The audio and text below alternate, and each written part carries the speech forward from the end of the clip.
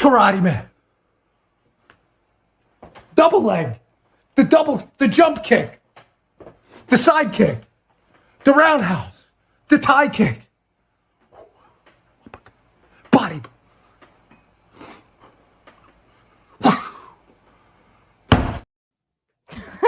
What's going on, everyone? It's Nina Infinity. Welcome to my channel on this Wednesday. This is Infinite Talk, and I'm here with my co-host, John Talks. Hi, John. What's up, Nina? What's up, Verbal? What's happening? How's everybody doing? How you doing in the chat? Hi. Karate! All right. Karate. Going on like 4 hours of sleep. Let's go! Nice. Wow. Are you editing? Are you editing videos?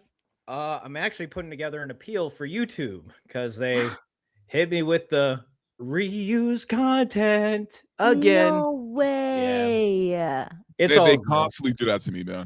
Do they? Okay, good. Yeah. I'm not the only one. I was You are feeling- the only one. Yeah. Everyone, they're going after everybody, man. It's crazy out there on the YouTube world. But we also have Verbal Riot here. What's going on, Verbal? What's happening, y'all? I'm good. I'm not on 4 hours of sleep, but I am on my third energy drink, so that's just as bad, I think.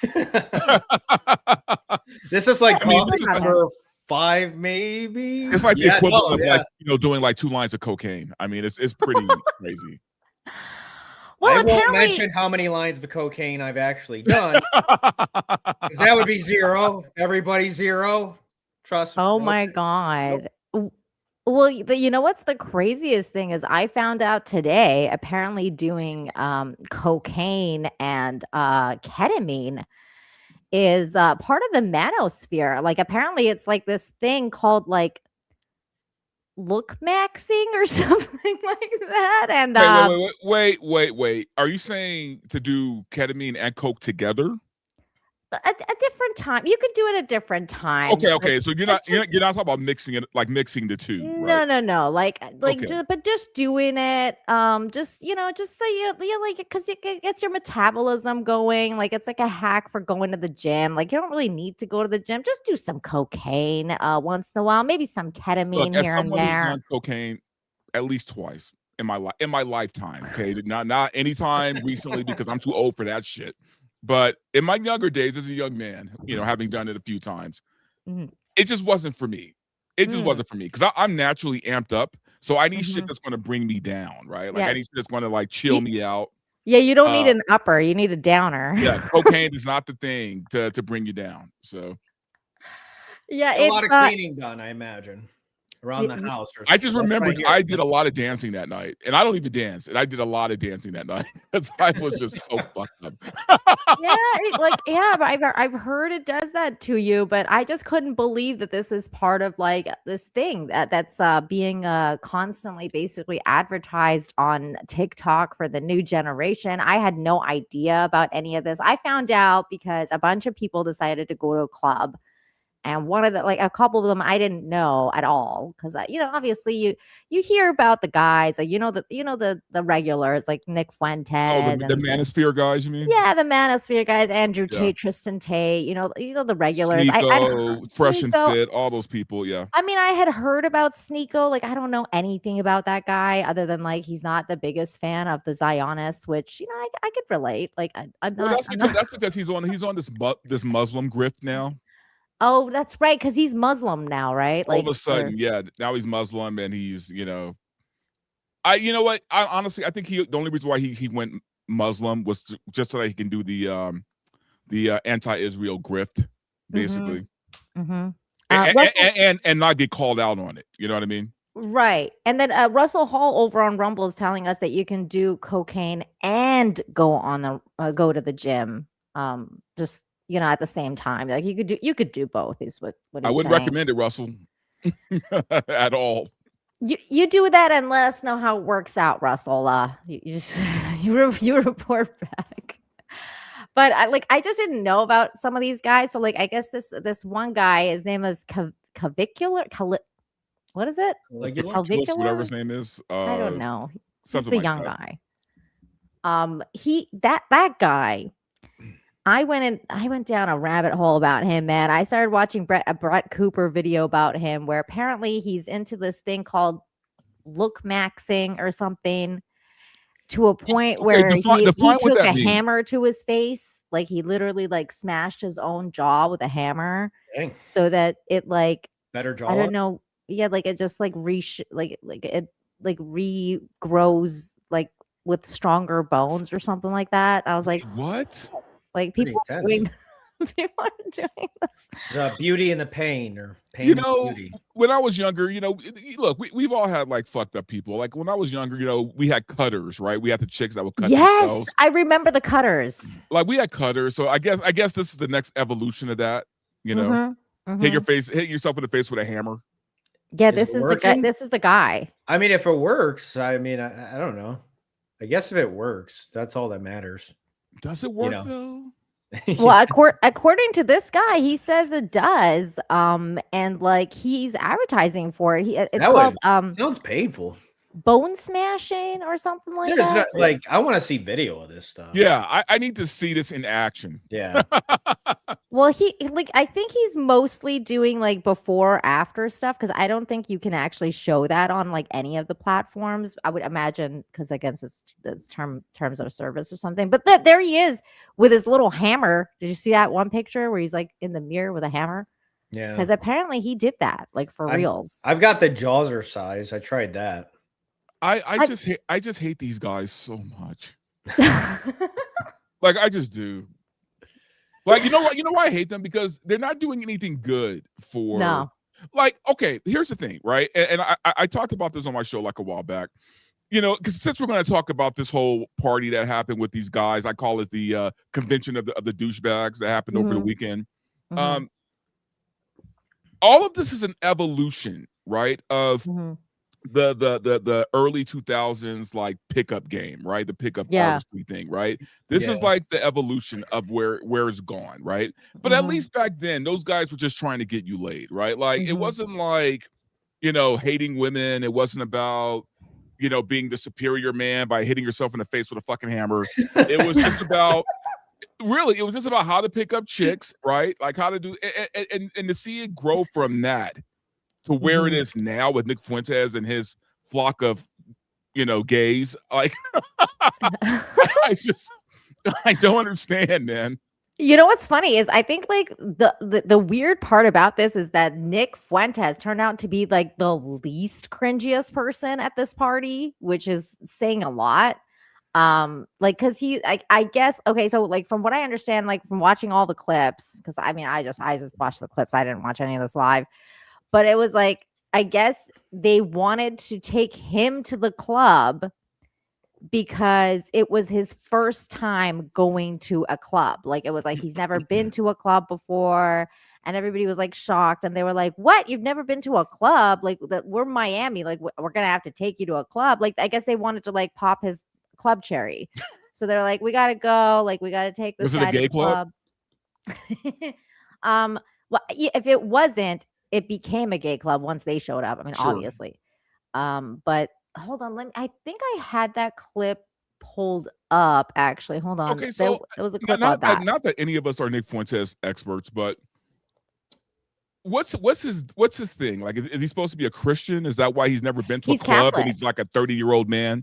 He's Catholic, and I believe he's like that's why he says he's Catholic. He doesn't sleep around. He doesn't. He's a virgin still. So that's that's Nick Fuentes. Now knowing that, I despise him even more, right? and I'll tell you why. Why? Because you're going to the hypocrisy. You're going to sit there and hold on to your virginity, and you're going to preach this, I'm a good Catholic kind of thing, right? And then you're constantly yelling Heil Hitler and shit like that, right? Yeah. Like, I'm sorry, fuck you. You're not a Christian. You are a fake. Yeah. You are a biblical fake. So that's an interesting argument, Verbal. I mean, is it even an argument, or is it just a matter of fact? It's just a fact. It's a fact. I mean, and the stuff he said with Epstein. I mean, I get it. Like is he an edgelord? I think that's absolutely. That's his MO. He's 100%. just gonna be an edgelord. 100%. Yeah, I mean, the problem is when you are an edgelord is like eventually nobody can take you seriously for about anything. You know, you just can't be taken seriously unless No. the guy's serious, like he went away and he seriously changed. Like you just can't take someone like him serious. You just can't. I honestly didn't take him seriously when he said the stuff he said about Epstein. I was just like, okay, like I don't think that's what you actually think. Like I just don't know, but I don't think that's what you actually think. If you do, it's even yeah, it's really bad. But yeah, nobody can. Yeah, but then he goes like when like because I watched the clip and he was like, oh, like I'm gonna say it because like I want to be hated, and like he's just like he was saying it like it's like he wanted that reaction, and he was literally telling people, oh, that's the reaction I want, and then it was exactly the reaction he got. Yeah. And then like the next day he's going out partying, so it's like really like I agree with you guys in the sense like you can't take that guy seriously at all, or any edgelord. Like you just can't, because it's like you never know what they're talking about. And that's in a way I kind of feel like that about Trump, because I'm like, for a minute Trump was like, yeah, it was funny because we were like, oh yeah, he trolls the left and blah blah blah. But then now it's like he's just trolling everybody all the time. You never know when he's serious. He puts up under president's pictures things he wrote. And they're not, like they're in plaque, like it's like a plaque, and just the stuff that like you could tell it was him that wrote this stuff because it sounds just like him talking. I mean, did you see that under the Joe Biden? We went over that, I think, in one of the shows. We went over that. You can't like. I mean, you just can't like. I don't know. What do you do with him? He's just but that's what I'm saying, though. I mean, I think that's the culture. But that's what I'm saying. I think it's like that's the culture. It's like he's like the ultimate edgelord right now, and then he became the president of the United States. So like, what kind of thing is that setting for like the younger generation? Oh, I can be as like crazy edgy as I possibly can and become an edgelord, a president. I could do that, and then I control the fucking.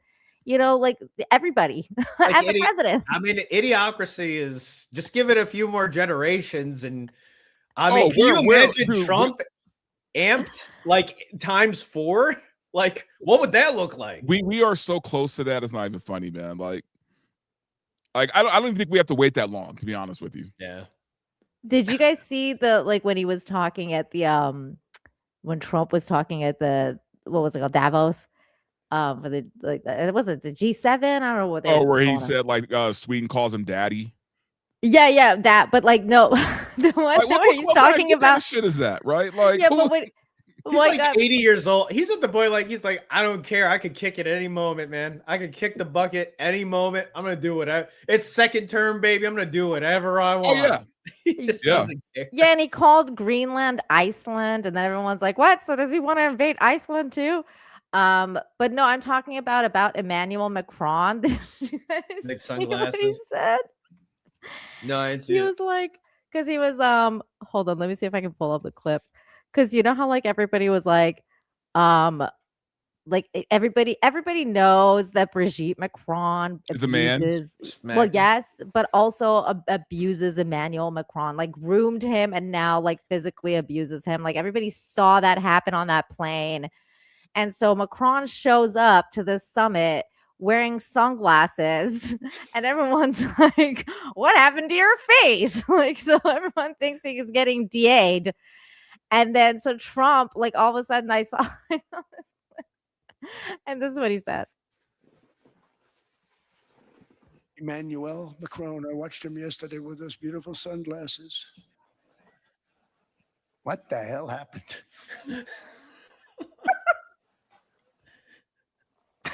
I watched him sort of be tough, but he was at $10 for a pill. And I said, Emmanuel, and I have all the big pharmaceutical companies are in total agreement. It wasn't easy, by the way. That was funny. Just that, what the hell happened? Like that was so funny. Because everybody knows that poor guy's getting abused. See, you know what the thing about Trump is that we know this is kind of ridiculous. Like, I mean, like even if you're a Trump fan, you know this is all kind of ridiculous, right? Like if you're being really honest with yourself, like this is some bullshit going on here, right? But here's the thing. even with that, even knowing this, it's still 1,000 times better than what we could have had. Yeah. Right? Yeah. Think about it. Like, as fucked up as Trump is, It's Kamala crazy. would have been 1,000 times worse. Cackling and It's crazy to think The about. policies That are was her wor- option. yeah, like obviously the policies and stuff and what she would implement would be in the same way of Trump. It's like, the cackling would be the worst, the least of it all, like Yeah. the optics of that. But she would constantly It be wouldn't be drunk good. too, because she was drunk. She had an Oh, alcohol problem. she is an alcoholic for sure. Yeah. So Looks like it would be like she would constantly be like fucking falling off the stage, like the way Biden was, but for different reasons. And you'd be like, oh God. Unburdened by what has been. You know, like, what? So like I Cackling. went to like Iran to like make a deal with them. No, that bitch is unburdened by AA meetings, right? That's what she's unburdened by. Like, can you guys just please just get rid of the regime already? Like, maybe we could just, anyways. But that's what Kamala would have been like. I mean, don't get me wrong. I think her benders would have been entertaining, but Oh yeah. it would have been entertaining. That's true. Russell Hall for $1 over on Rumble says, I used to smack my hands, feet, and shins, etc., against hard surfaces repeatedly when I was younger. It hardened them. Okay.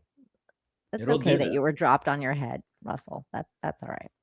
I mean, yeah, but in the long run, that's not good for you, man. I'll give you a great example. Like, when I was younger, I was very, very much into martial arts, right? And the type of martial arts I was taking, part of our training was punching trees, right, to kill the nerves in our hands, so that when we hit somebody, we don't even feel it, right? So like it was to that degree, and it was fine when I was younger, right? But now as I'm older, like that shit kind of fucks you up. I mean, it's like you will feel it later, even if you don't feel it now. So that guy hitting himself in the face with hammers, he's gonna be fucked up when he's like 30 or 40. I mean, yeah, and then including like all the ketamine and cocaine and the different things he's doing. It's just not going to help. Like, it's not like having a healthy life is way better for you. Well, I mean, than, if he's hitting himself in the face with hammers, he kind of needs to do the cocaine. No, I mean, he really does. Like, I mean, I guess so, if you're yeah. gonna do that, man, then you better be lit up. Oh my You know? God. By the way, you guys, we are live across all 3 platforms, Rumble, YouTube, and X. So wherever you're watching, make sure you smash the like, share the stream, all the good stuff, because we're going to get into all of these clips about the club night. We're gonna get into it. This is the video I was talking to you about, the clip where they find out Nick Fuentes has never been to the club. So this is what happened.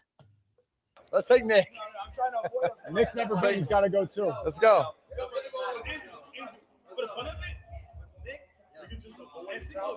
Oh, and just to set this up, so like basically, I guess they decided. So the guy that hits himself with the hammer, I guess he's the one that threw this all together. Like he was like, let's all like go out and like let's hook up and do all this thing, like this big Manosphere thing. So he's the one that set it up, and then somehow he got all of them to agree to do it. And then Andrew Tate threw this big thing at his house where the event started, or not his house, like a friend's house or something like that. And then that's what they were doing. They were hanging out. Nick, it's Nick's first Andrew time at the Tate's club. friend's house.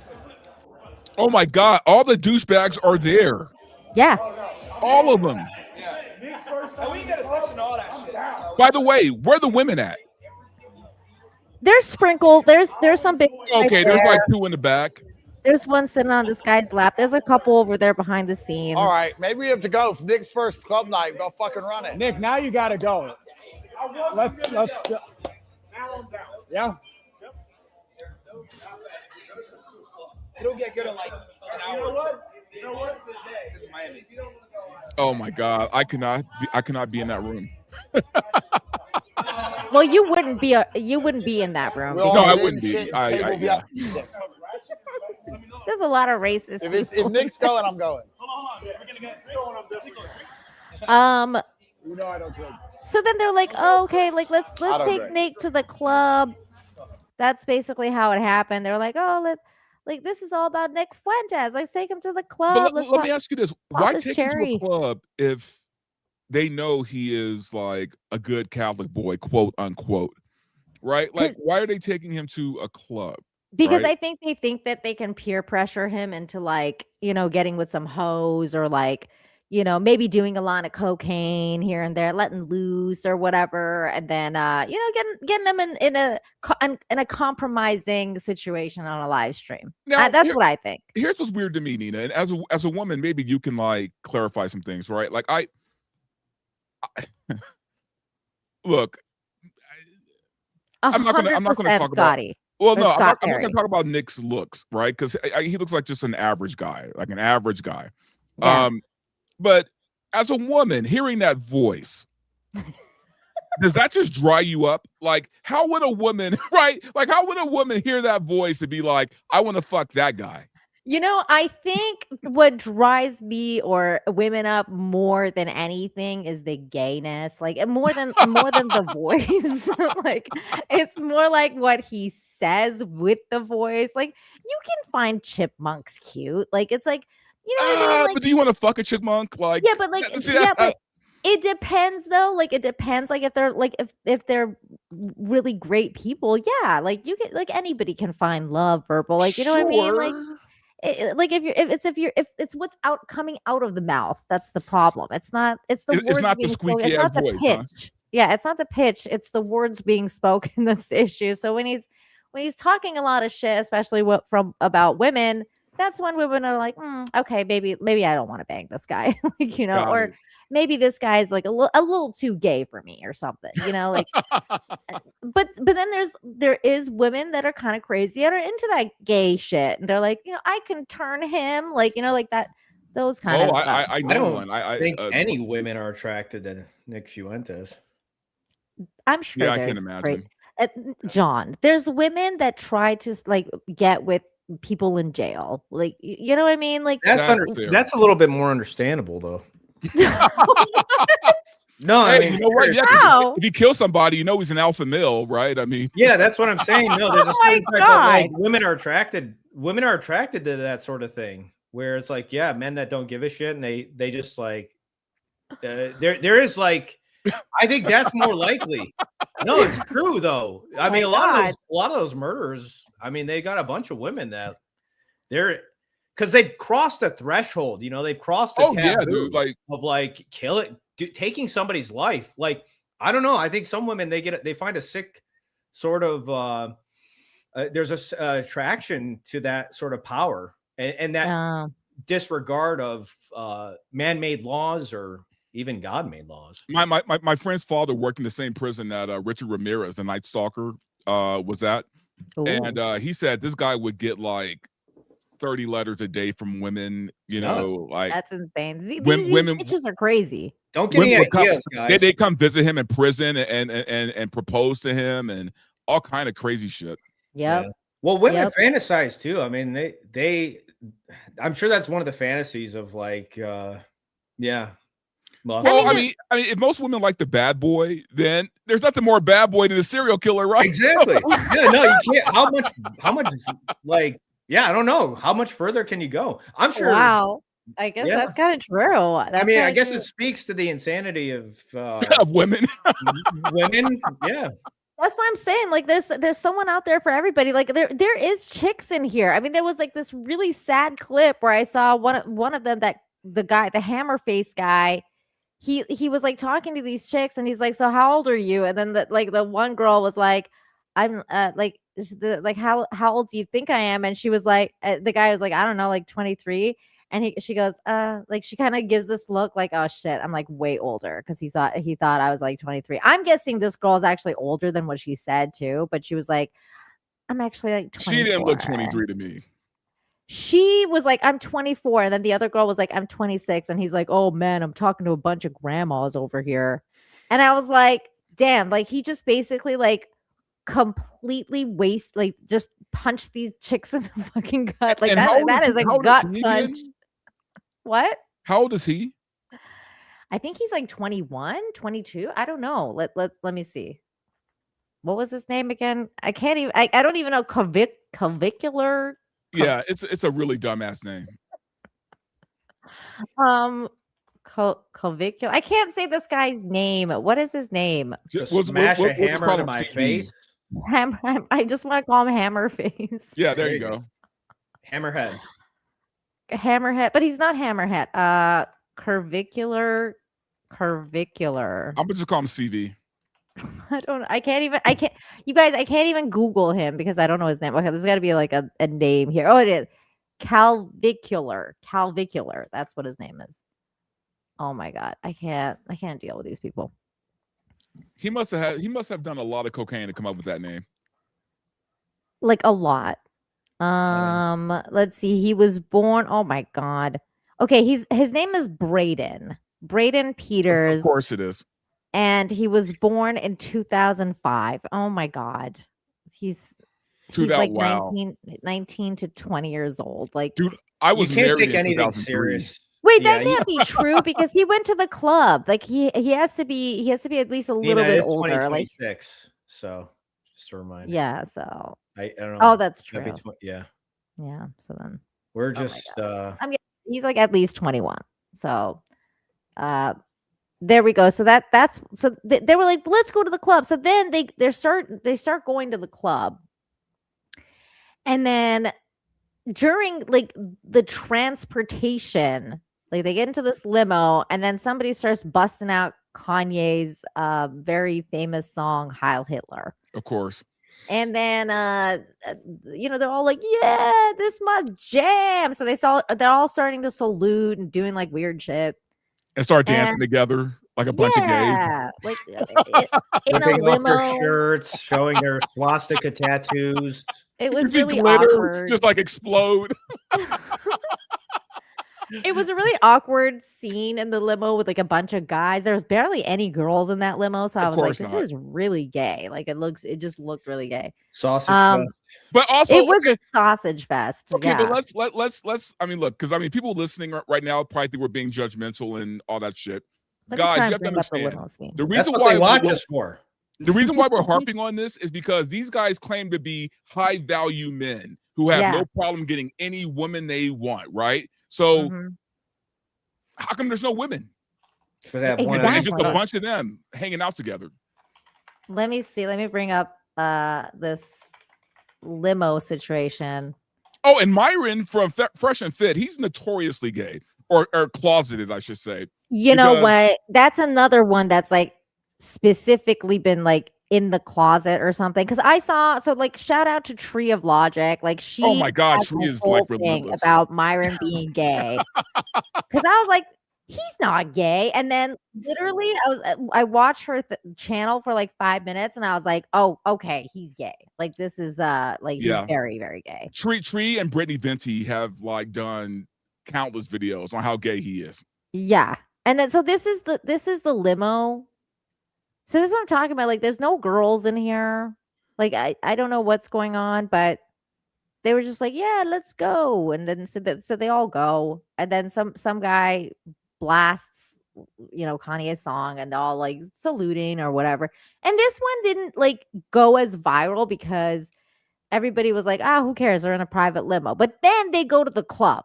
And they're like, hanging out, which honestly, this club looks really miserable. Like I don't think I've ever seen a more miserable group of people just standing around. I have to mute the song, obviously, guys, because wait, what is this? This is not the clip.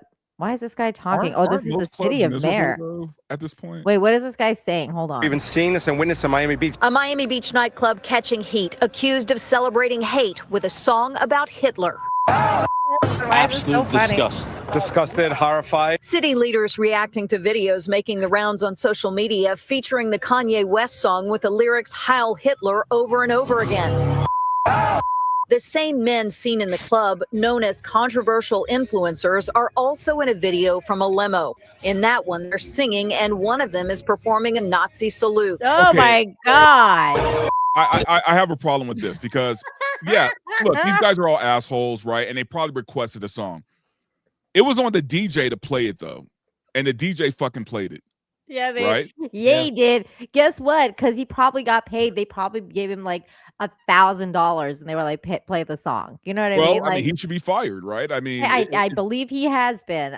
Several people has been fired. I think at least 3 or 4 people. I have been mean, fired. I would say it's, I don't know. Like, I think it's like, yeah, if you're the club and you want to play, you can play it, but it could dramatically hurt your business, hurt your reputation. That's on you. You know, I don't know. Well, but especially though, if like the owner or the manager doesn't know. Yeah, no, that's Right. a whole different thing. Yeah. Yeah, No. I actually don't know if the owner or the manager knew. Let's listen to this. Maybe this A tells us. DJ might not be working there anymore. He's not. At least 3 people have been fired. Like at least 3 people, which I'm guessing is the DJ is one of the number one. People in our city celebrating this.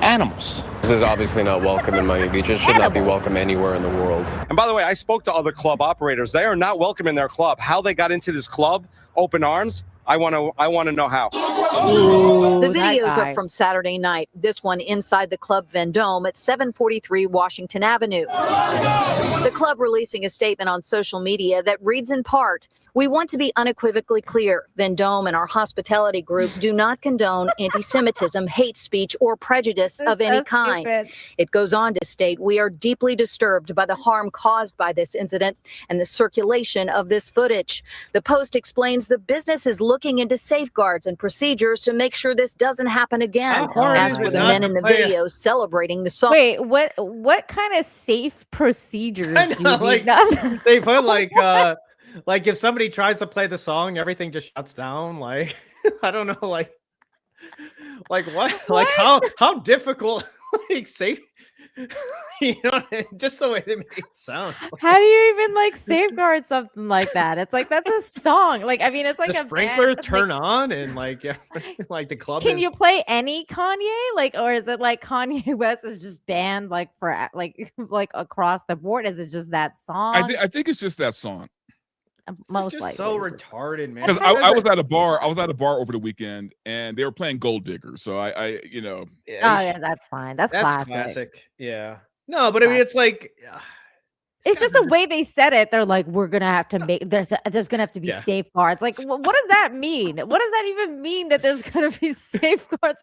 Like the sprinklers are gonna go off. And Right. The fucking Hey, you know song what? is- Yeah, if you play that song, the sprinklers will fucking go off. Once a white supremacist, you know, anyone that's bald, they have to be checked for tattoos. Yeah.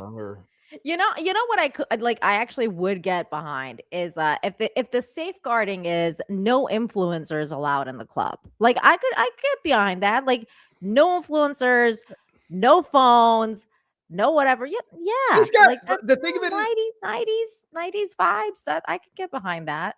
these guys they're grown ass men, and they're trying to like. The thing of it is, like, they're trying to portray themselves as like the ultra masculine and you know, somehow better. And again, like it's you know, Verbal will say more superior than the average man, and they're acting like a bunch of retards. Like, yeah, they really are. Hail Hitler, like, grow the fuck up.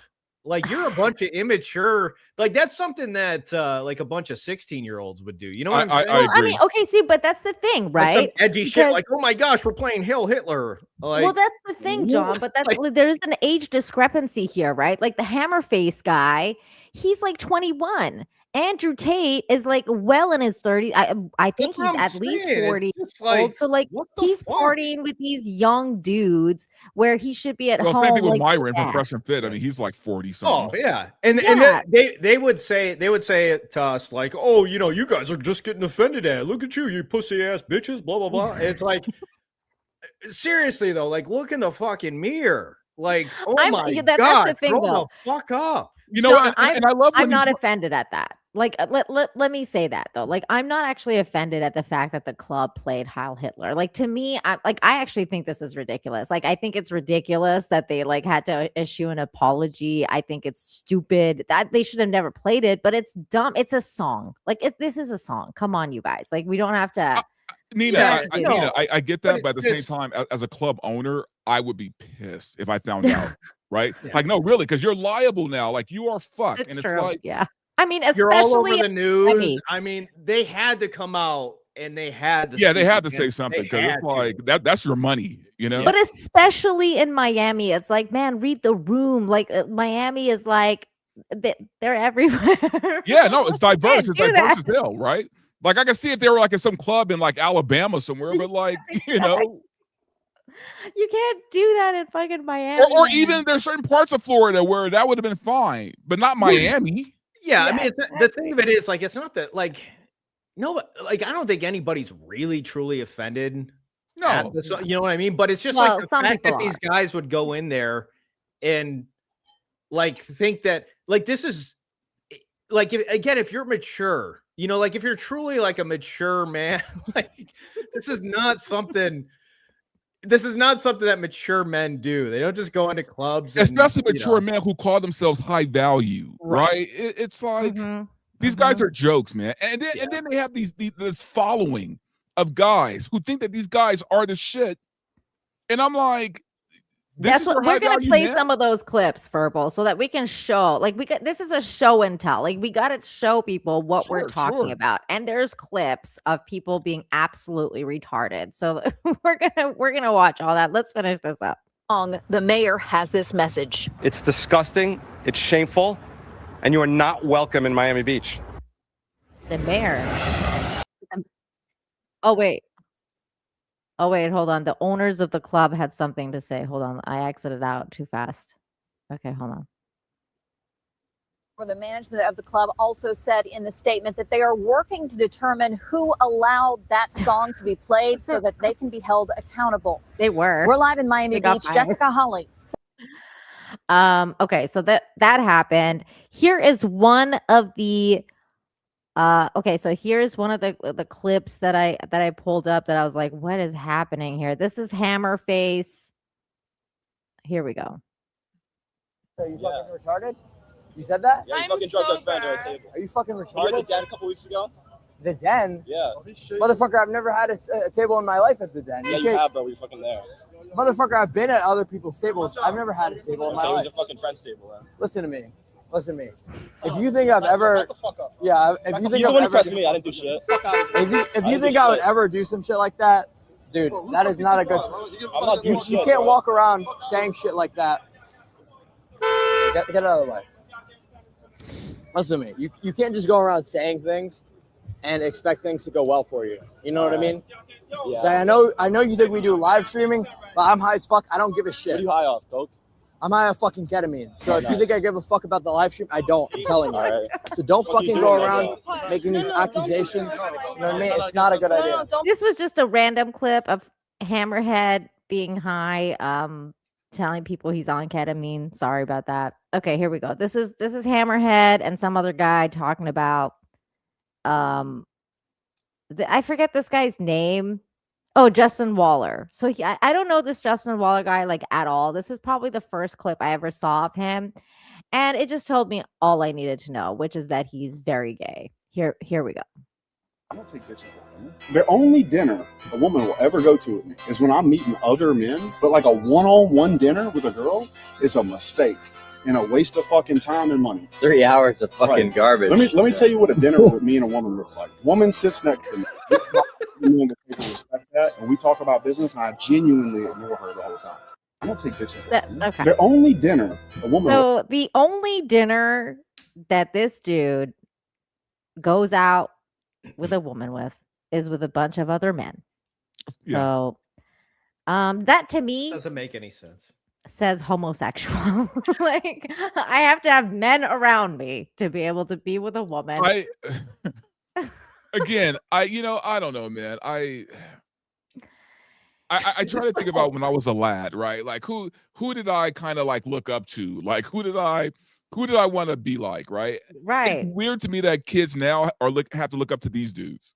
Yeah. Or are looking up to these dudes. It's you know? so sad, Verbal. That's what I'm saying, because this guy, like Hammerhead, he seems like he's one of those kids that just like doesn't have his own personality. So he's like looking up to these guys. Like this guy, like he's taking in everything this guy's saying. Just look at his expressions. Some like unsolicited advice. Here. he's just looking at this guy like you're everything I look up to. I love you. Like, Is this please even tell me real? Like, more. I feel like this is a skit. Like, it's very No, difficult to take this seriously. Even. No, this is real. I John, think it's only real because this is how these guys think.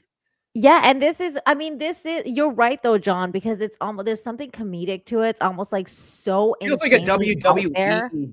Yeah, like something in between the WWE wrestling, you know, like where like Vince McMahon or The Rock or something. You know what I mean? Like there's a certain, obviously they're being filmed on purpose. Yeah, it's just hard to take it seriously.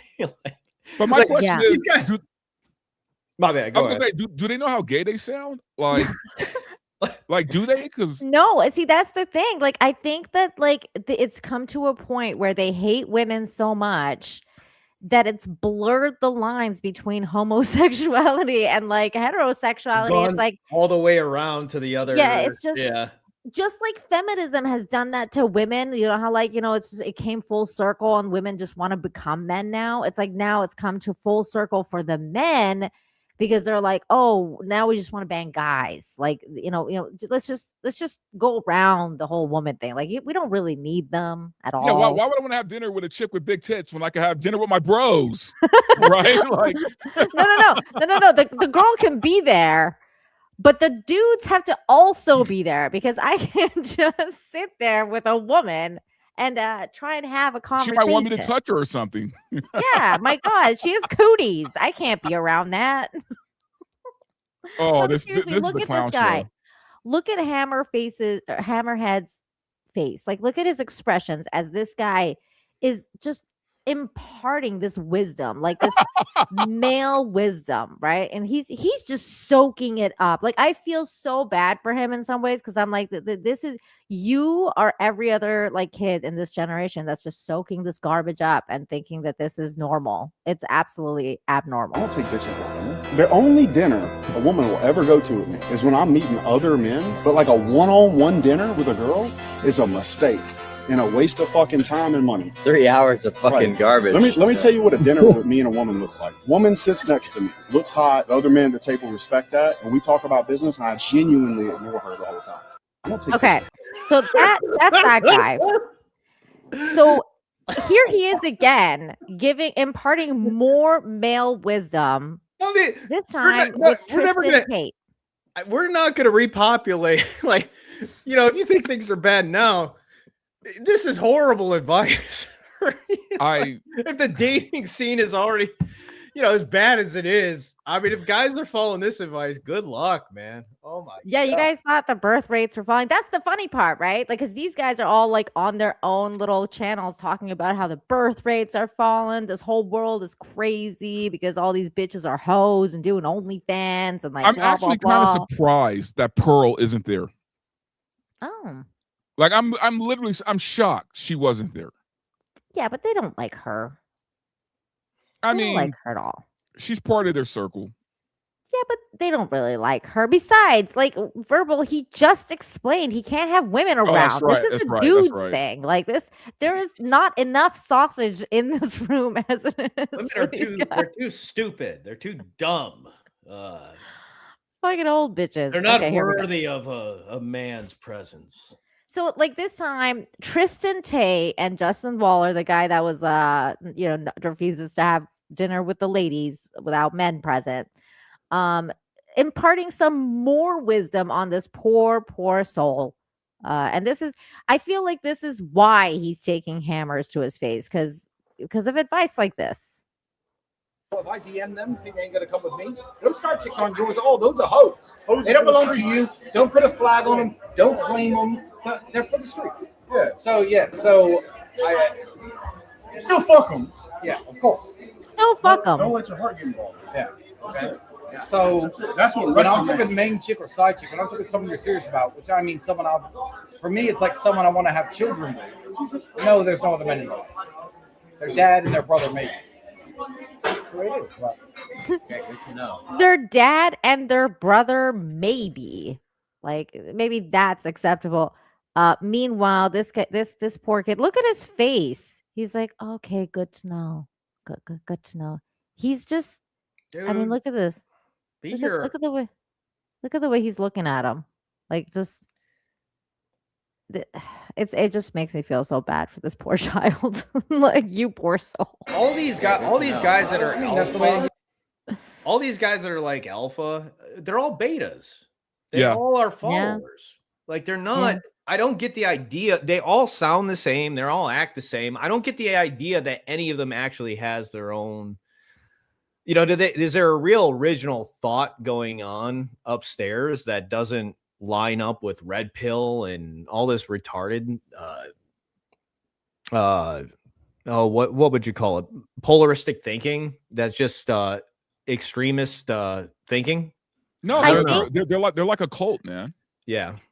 Yeah, and I think that like some of them, yes, because they're older, like Tristan Tate and Andrew Tate, yes, I think they know what they're doing, but the other ones not so much. Like, especially him. Like, this kid's not crystallized. He doesn't have his own personality. No. He's looking at them like he's like, tell me what to think, master. But I'm saying all of them, like, you know, like you could exchange Tristan with his brother, probably. I mean, it's probably about the same. You know, they're basically the same. All these guys, they sound the same, act the same, talk the same for the most part. You know. Yeah. And then these like young men are like, tell me what to think. And apparently Hammerhead, like I was learning from what's it called? Brett Cooper's video, which everybody I highly recommend. If you want to know what this kid's like, go and check out that video because it's shocking. And he's like basically he's like Jack Murphy. Like, he's got his own little group where, like, a Discord group, he charges people like, I don't know, like $50 a month or something like that, where he's gonna impart his Hammerhead secrets and tell them like to like smash their faces with hammers and stuff. There's always a That's the membership. thing. There's always a membership somewhere, a subscription. Yeah. There's always a core. Yeah, but you know what though? I mean, it's nothing new, man. Like, you know, I mentioned the whole pickup artist thing. Like, you know, like even back then they were charging guys like $3,000 to $5,000. What's it called? A boot camp.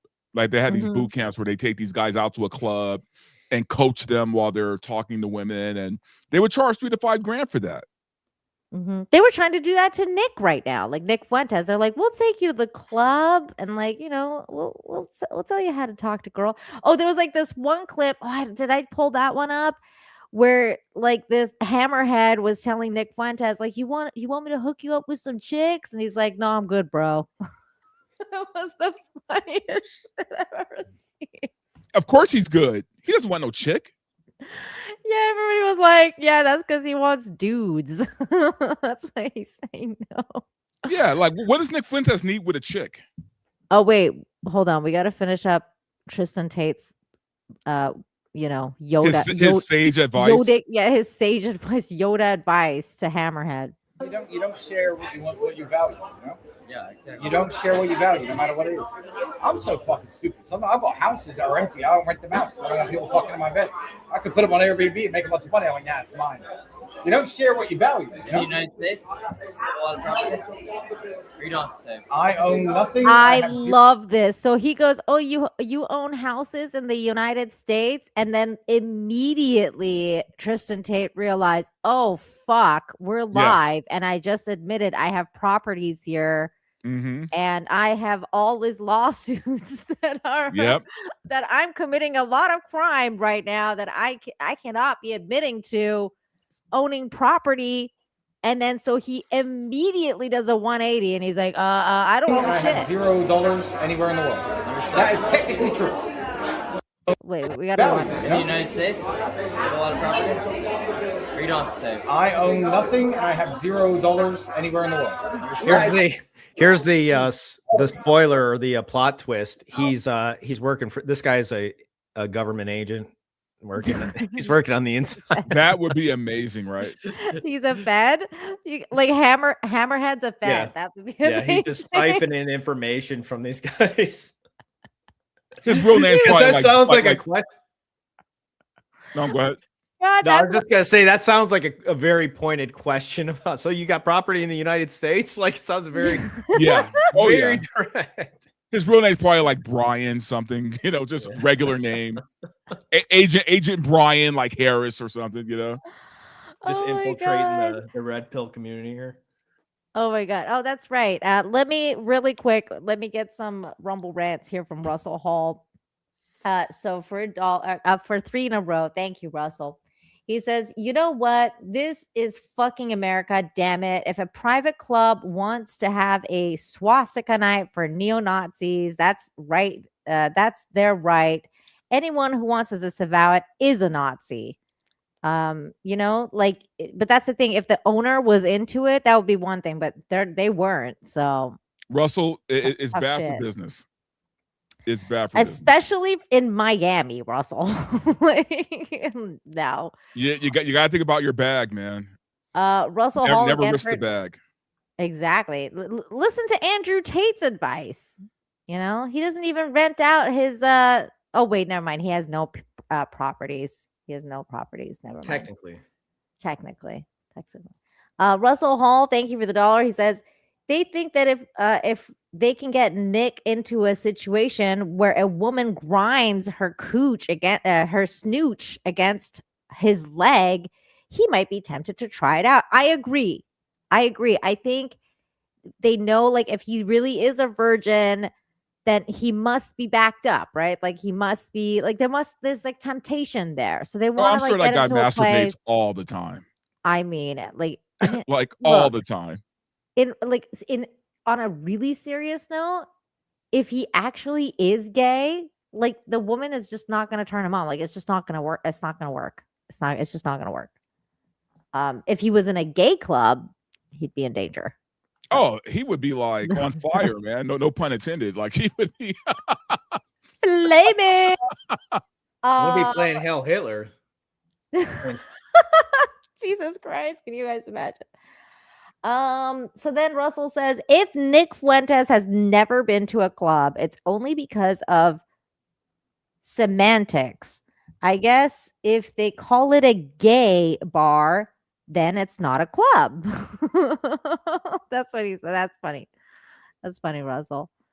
Okay, so then things took a turn, as you guys saw on the news. This made headlines. The mayor had to say something. I mean, like, they've been banned from literally every club in the United States, not just Florida.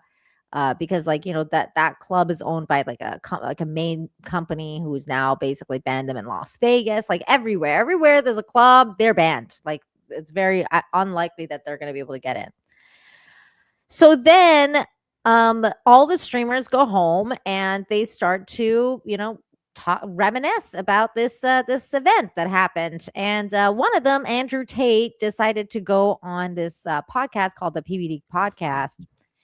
And then he kind of got, like, in a weird way, put in a struggle session by one of the co-hosts of the show about this event. And Andrew Tate was like, look, man, I was just there. We're going to listen to this because it's funny. Like, this whole show is going to be funny. And then there's reactions to Andrew and what he said here. And basically everybody thinks, like, of all the guys, Hammerhead included, all of them are throwing Sneako under the bus. They're all saying that Sneako is the one that played the song. It wasn't us. It was Sneako. So here we go. They're not all kids. We know Myron's almost 40. Yeah. You're almost 40. Yep. Tristan's 35. Yep. This ain't kid stuff. So what I think is, I actually believe you. You think I'm going to wait for 5 years of working with you, friendship with you, to throw you under the bus last minute? That's not how we roll. But I think Sneako played the song. Yeah. I think Tristan explicitly told me that Sneako played the song. I think when you sort of diffuse the situation, they're kids being kids. Myron, who, you know how much time we've spent with Myron. Yep. That ain't no kid stuff. Well, Myron's not a kid, and he's a really good friend of mine. Well, you know, like, that guy, he's like, that's no kid stuff. But he just did it live on air. Like, if it's so bad, you could have just said, you know, you shouldn't have done the Nazi salute. You just did that, bro. You just did that. You're gonna burn in hell now. I agree. And Myron's not a kid. You're right. I don't know if Sneako played the song. Sneako played the song. I'm telling you from my perspective, and I don't want to make it something. But how do you feel about that? Because let me ask you a specific question. You know how much time I spent with your brother and Justin Waller at 9 o'clock on Sunday? I left at 3 in the morning. Serious conversations, laughs. Of course, we're having Blue Label. Yeah. And Tristan, in my perspective, is like, dude, I'm done with these people. That's my perspective. I'll let him speak for himself. But he told me a story about your grandfather. Yep. Who served in World War II. Yes? Yes. The American. Yep. What would your grandfather say about that? A neo-Nazi symbol who fought the Nazis. Yeah, I understand. And we have to be very, very careful. I understand exactly what you're saying. I agree that that is offensive to many people. I totally understand it. And I'm not here to get myself. It's offensive to Americans. Well, yes. Forget about just Jews. American lives died fighting Nazis. That's true. That's true. Your grandfather's. Is it just me, or is this coming off a little like, just a little bit? Won't somebody please think of the children? A little bit, yeah. I mean, it's a little theatrical. Yeah, or what? Like he's on, like somebody's on trial. When I mean, at the end of the day, we know, like, yeah, Myron's just being a joker. Like, I don't, I'd like to think he's just being just edgelord wait for the sake of being an edgelord. Although I mean, he is, I don't know. Just, you know what? We're going to pause that here because on that note, Myron was like, you know what? Fuck all y'all that like is making a fucking big deal out of this because this is how I'm going to start my show. Fuck this. He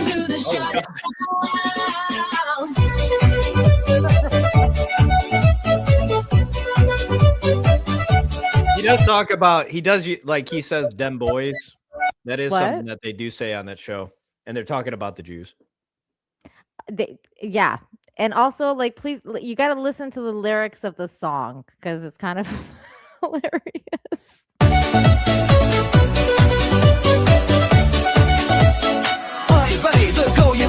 Time to shut down the entire show. No time to be discreet. Make the call and turn up the heat. Oy vey, they see it all. Get on the phone and make the call. No time for cover-ups. We gotta shut it down no matter what. It down. Do the shut it down. Spin that little hat around and do the shut it down. Do the shut it down. Do the shut it down. This is the clown show. Little hat around and do the shut it down.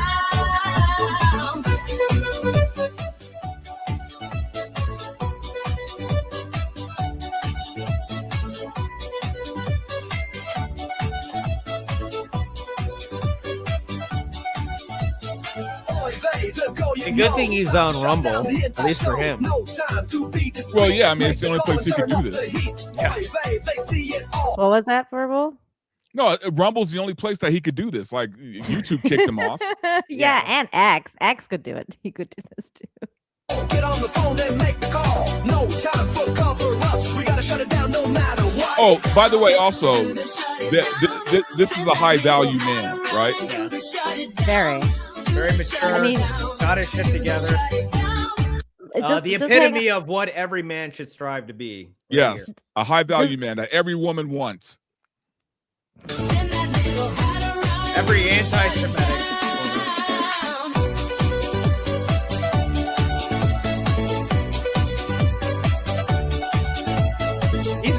He's not helping his situation here in terms of like, you know what I mean?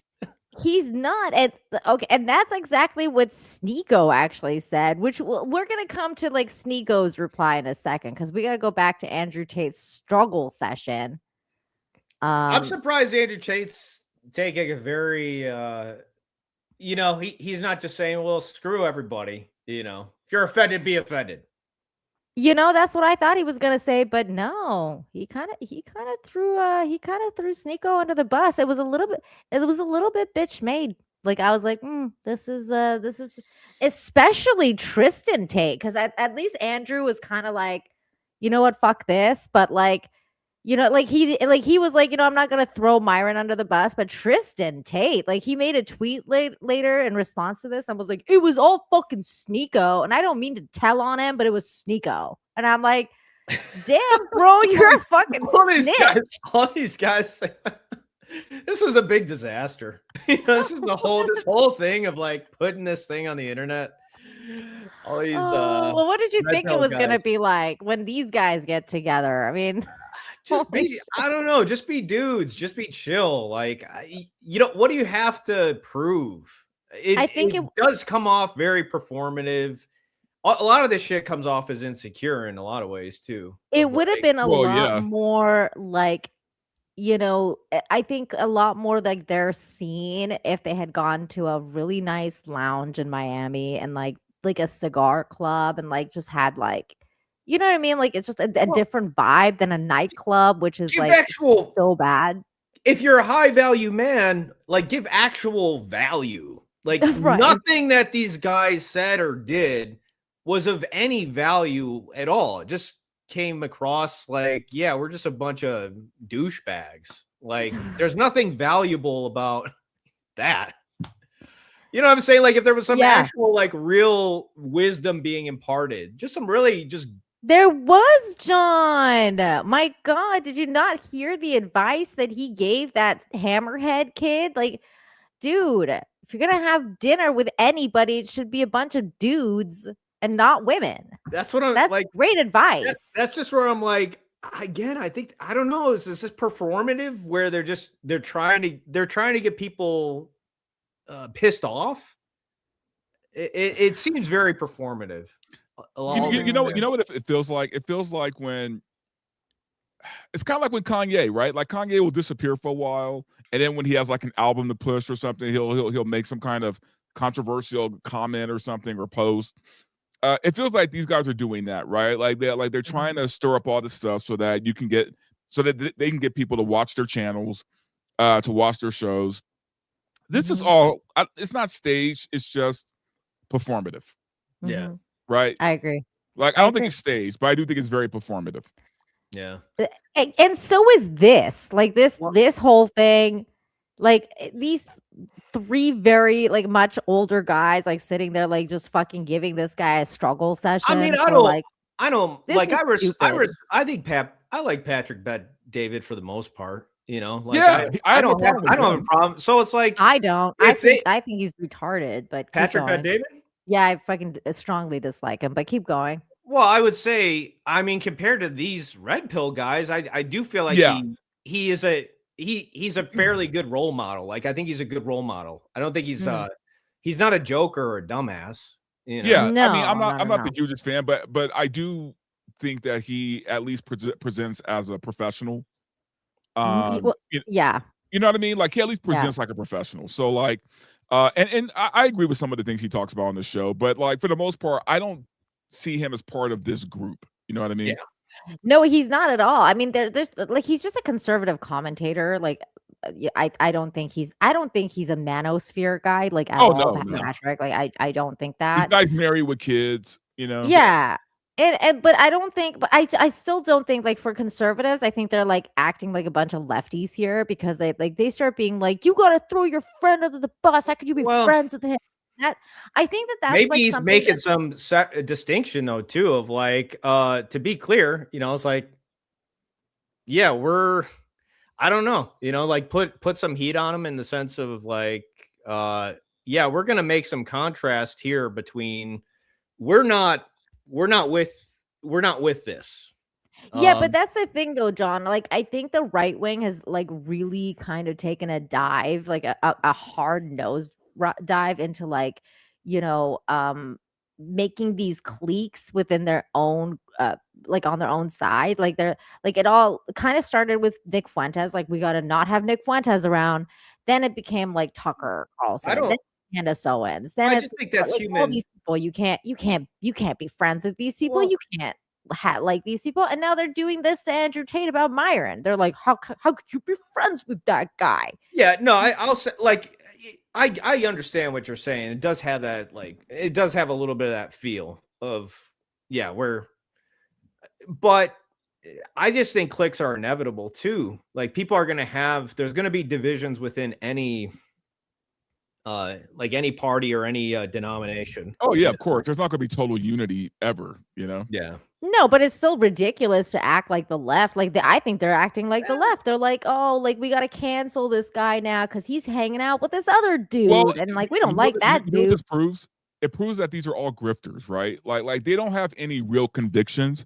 They're basically grifters who are like, okay, look, at the end of the day, we have to protect the bag, right? So that means throwing Sneako under the bus, fine, right? Because I need to protect my own bag. Yeah. And that's where these guys' true colors are kind of showing. So I agree with that.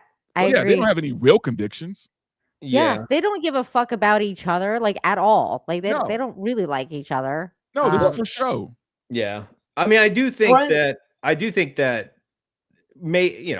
mean, I don't know for certain, but I would say like I do think Patrick Bet David has there's like some level of standard that he has. I think there's a certain level of integrity there versus and maybe that's why. And to be fair, John, Patrick's not saying anything. It's this other guy, like his co-host is like making a massive deal. I don't know what this guy's name is, but he's just, I mean, like, I'm like, bro, like clutch those pearls a little less. Like they're not going to go up your ass. Like calm the fuck down. Yeah. And I'm not even an Andrew Tate fan, but the way this guy's like treating Andrew Tate, I'm like, he's just there. Like he didn't even play the song. Like Andrew was just there. Like it was like, he literally was just sitting there and he just smiling, and he kind of hold on, let me pull up this clip because I mean, I think if you're here's the thing, if you're part of a movement or you're part of a group, and you see people doing things that are like, yeah, this is not helpful to our group. This is not helpful to our movement or whatever. I think it is important to make a distinction in terms of like, or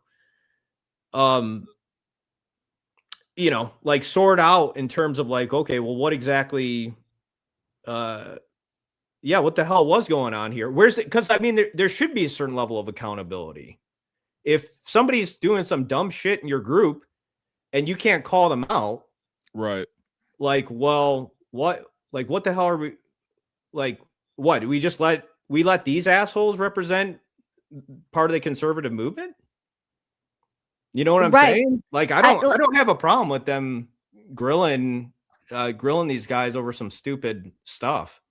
I just think this is like one of those cases where it's like, oh, you know how like Trump has had a few pictures with Epstein, and everyone's like, oh, then he's friends with Epstein and like all this stuff, and it's like he was just there because Epstein was like at every party. So now it's like, oh, now like, because he was there, he's gonna be like lumped in with this group. Now I'm not trying to like Andrew Tate's the last person I want to defend, but I'm like Tristan's like actually bobbing along and stuff. Like Andrew Tate was like on his phone when they played the song, so the song starts. I mean, and he's there. Like I don't care either way. But it's just like, I don't have a problem if these guys want to put like the light over him and say like, what the hell were you guys doing? Why were you acting like a bunch of freaking idiots? Because that's essentially like, what the hell's going on here?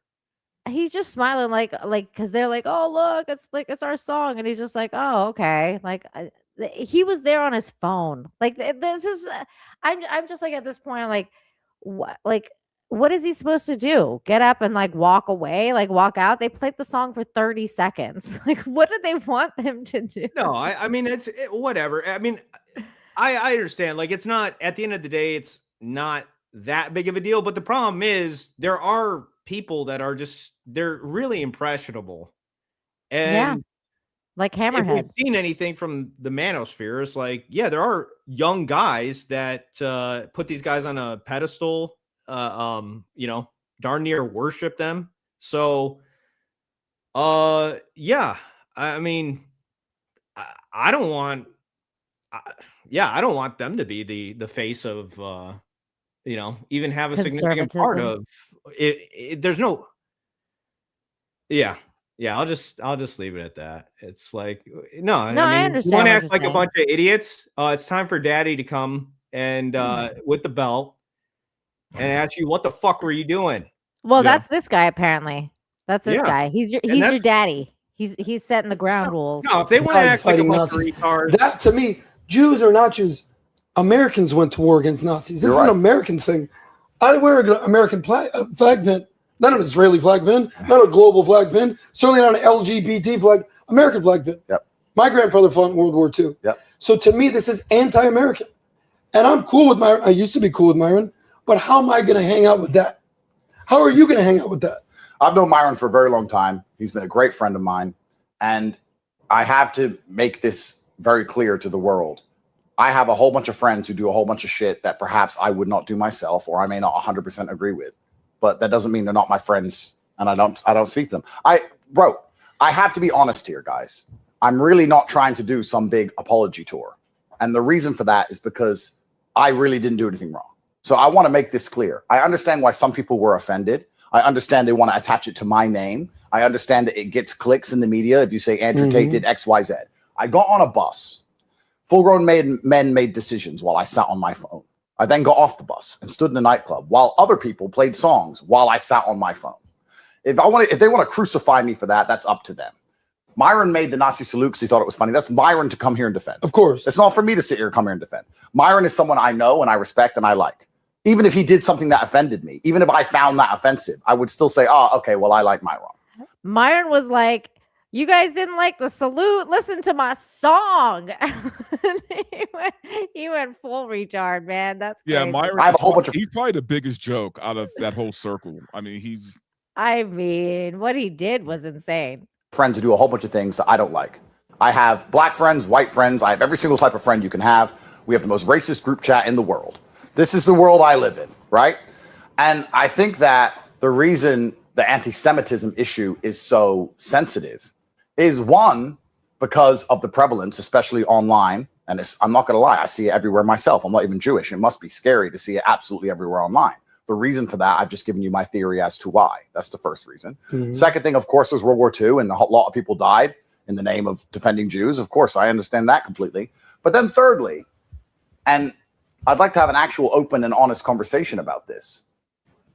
Don't we think, and I actually want your opinions, the fact that a song came on and the reaction has been so fierce and so, not aggressive, but it's so clear that songs like this can't be played without meeting genuine power in the world. Don't you think, to somebody who is completely detached from this situation, somebody at home who has nothing to do with this situation, watches it and sits and goes, see, they are in charge of everything. I'm asking. This is the perfect, by the way, I'm so grateful we're having this conversation because the world needs to see this. Yeah. If this was played in any other city, Tate, you would not see this reaction. Got it. Can I explain something? Sure. Miami Beach, they don't play this game, dog. Well, that's what I said. I'm like, you don't do this shit in Miami, man. Yeah.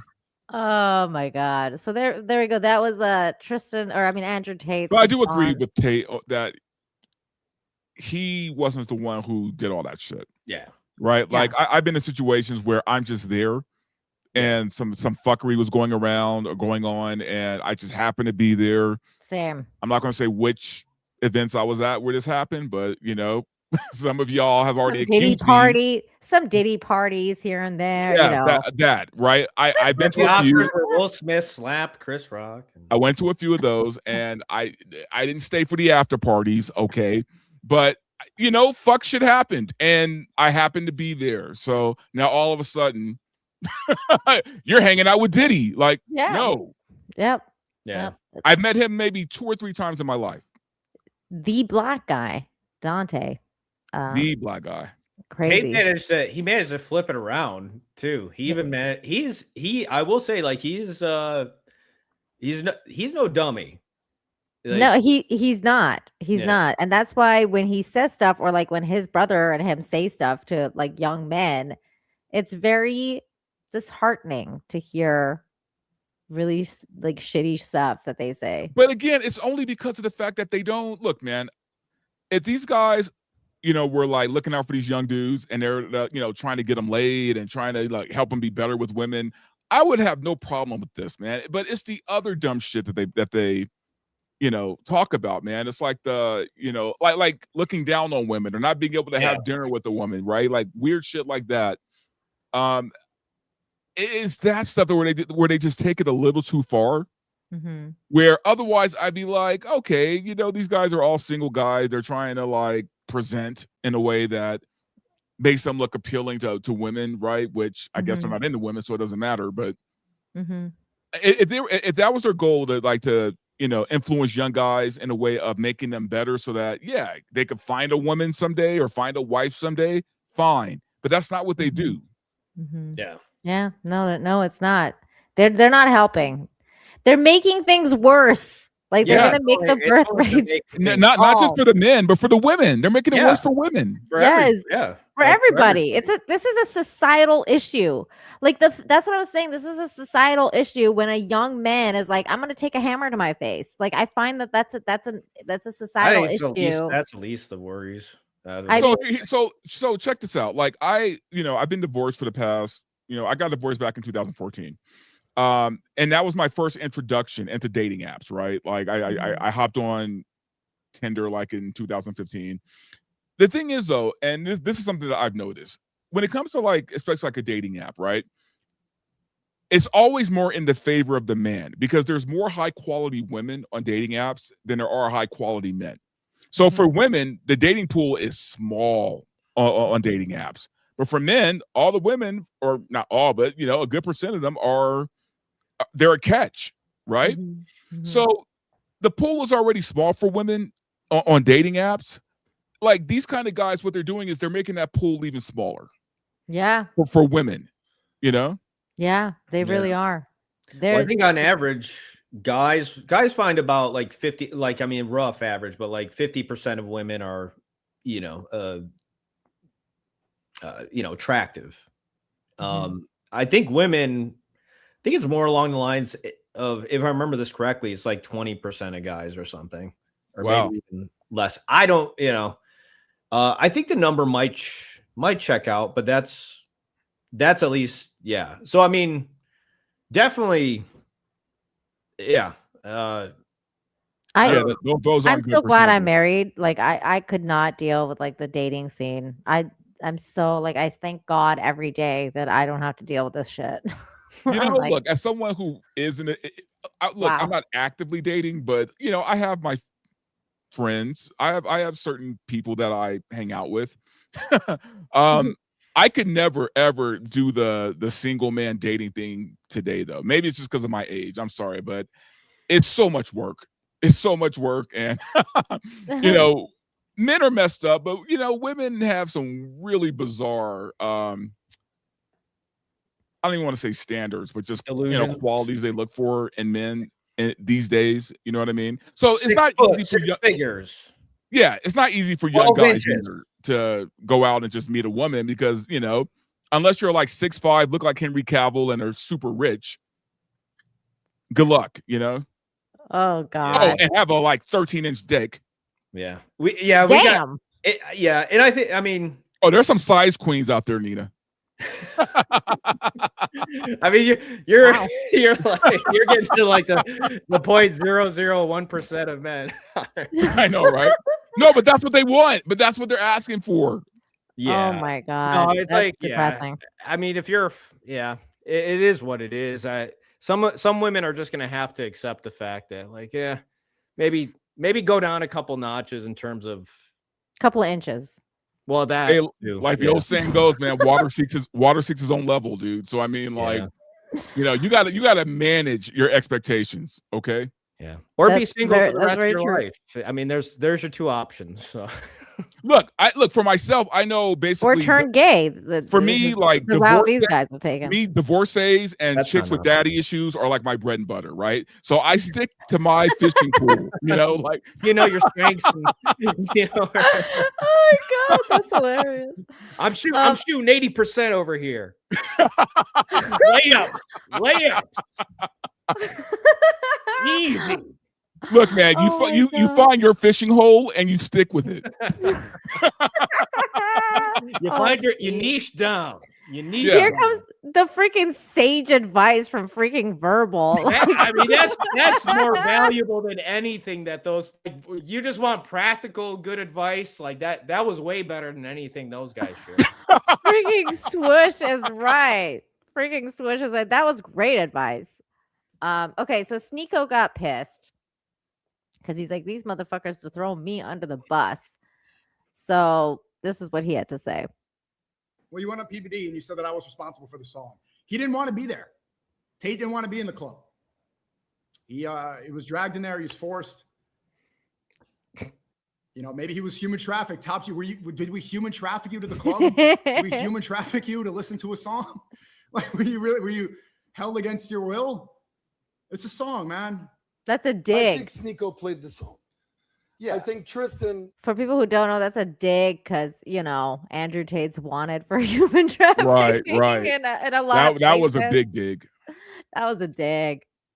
Like that was like it wasn't even like cleverly hidden. Like that was like a straight dig. Yeah, that was like, fuck this. That Sneako played the song. What the fuck, Tristan? Okay, first off, no, I didn't. I might know. I'm not ratting people out who did, but I didn't play the song. In the Sprinter van, like it was a couple people's idea. Yeah, maybe I came up with it, but in the club it wasn't. And why does it even matter? Tristan, why are you talking to this guy? This guy just had Netanyahu on. He was just there clapping for him like a seal at the synagogue in Miami. Miami Beach mayor didn't say a word about that, didn't condemn that. And you guys are there like confiding behind our backs? Oh, he's the one who did it. You got the call, bro, and you folded? In my opinion, those are the two biggest culprits. Sneako and Myron. The biggest culprits, Sneako and Myron. Somebody better stick them in some prison or something. It's a little bit of a witch Too hunt. big- Yeah, what are I you, the agree. fucking principal? What is this? Are you my teacher? Nigga, who are you? You're the sidekick on PBD's podcast? This needs punishment. This is the culprit, and these were the most guilty students of the detention. Nigga, we're in the club hanging out. I'm a grown-ass fucking man. Yeah, I can listen to a song. This was naughty. Isn't this a conservative podcast? These people talk about the leftists and libtards all the time. This is the culprit. And playing the song. And even though Sneako's insulted me a trillion times, and even though he put the song on, I just don't think I didn't. He's lying right now. I didn't. I don't know where he got that, but what I think he's doing, I think Tate is strategically, I think he got scared. Tate played the I think song. he doesn't want to face more pressure. You know, Probably. he wants to spend more time in America. So here's a weird question I have though, think he right? folded. Because I mean, Went against the I kind of agree that to make this big of a deal out of a song is kind of stupid. Yes, right? Like it even is that very song, weird. like who cares at the end of the day? The Very thing that bad. bugs me though is they're making a big deal out of this, and kind of, and I hate the fact that I'm agreeing with Andrew Tate, but it does Hey show man, a you. broken clock. It shows you a lot though, right? It shows you like, okay, the people in power are the ones you can't make fun of, right? Because here's Yeah. the thing. I'm curious, does that same club, do they play songs with the N-word in it? Exactly. That's what I'm Right? wondering. Yeah. Like, do they play hip-hop songs with the N-word Yeah. in it? Because I bet you they do. I bet you they if they do. do, they don't Well, have a if it's fucking is it leftist a hard handle. R though? I think Huh? is there a distinction though? Like if it was like the A versus ER, I don't know. I'm just Well, here's the thing.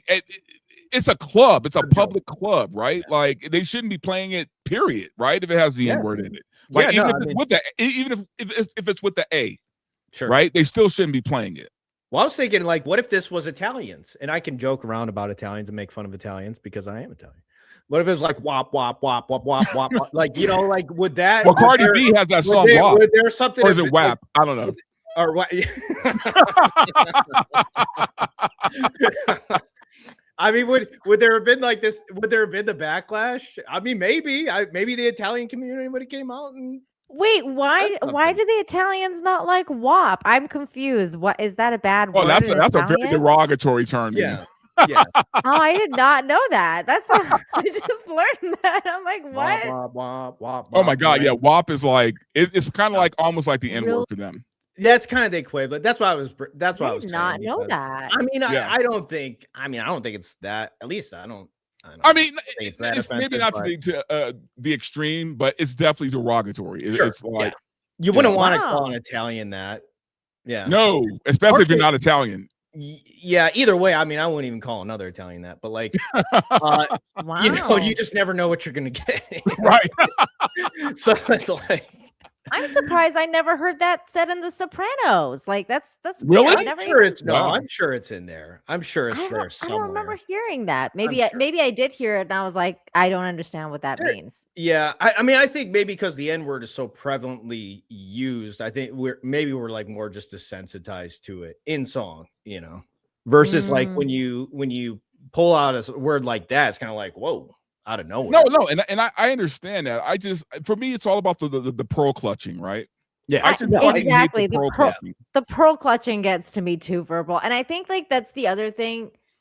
The other thing that I find really fascinating about all this is actually like the reason Kanye West said he made that song to begin with, which is basically what's happening with this, because he wanted to say like this word has it's like the N word, and like we shouldn't give it so much power. Like that was his whole point. It's like I'm going to keep saying it so that we can take away the power of the word, like the way the old school rappers said that about the N word. Though, you know? Yeah, he's like, because look, I don't care. Like, I've heard people say stuff like this, and I'm going to go ahead and say this. Yeah, look, everything can be taken with a grain of salt, but let's stop pretending words don't have power. Right. Okay, they just fucking do. They do. Some words just have a lot of fucking power, like man. women and men. Like that's why it's good to have actual words for men and women, and like just that was the point. I things. was just about to make that point, right? Like when you say woman, that should fucking mean something. Exactly. Right? Exactly. It means you're not a man. Yeah, it means you're not Brigitte Macron. Yeah. So by the way, we just had a raid from Raging Rhino. So what's going on, Rhino? Raging Rhino? How you doing, man? What's up, Raging? Let's finish this up because we gotta. There's more clips. He said double down, and maybe I'm the easiest target of the people on the bus. I sent you some stuff, a couple things. He's younger too, less of a culprit. On Twitter? He doesn't want to attack Nick Fuentes and say Nick Fuentes played the song because Nick Fuentes Gorgo Army. Oh my God, you don't want them. They've gorged him before. He doesn't want that again. So who else? Myron? Nah, too loyal. I'm not going to go attack Myron. Who else? Justin Waller? It wasn't him at all. Sneako. That's the last one of the group. I pointed at him. I'm not afraid of Sneako.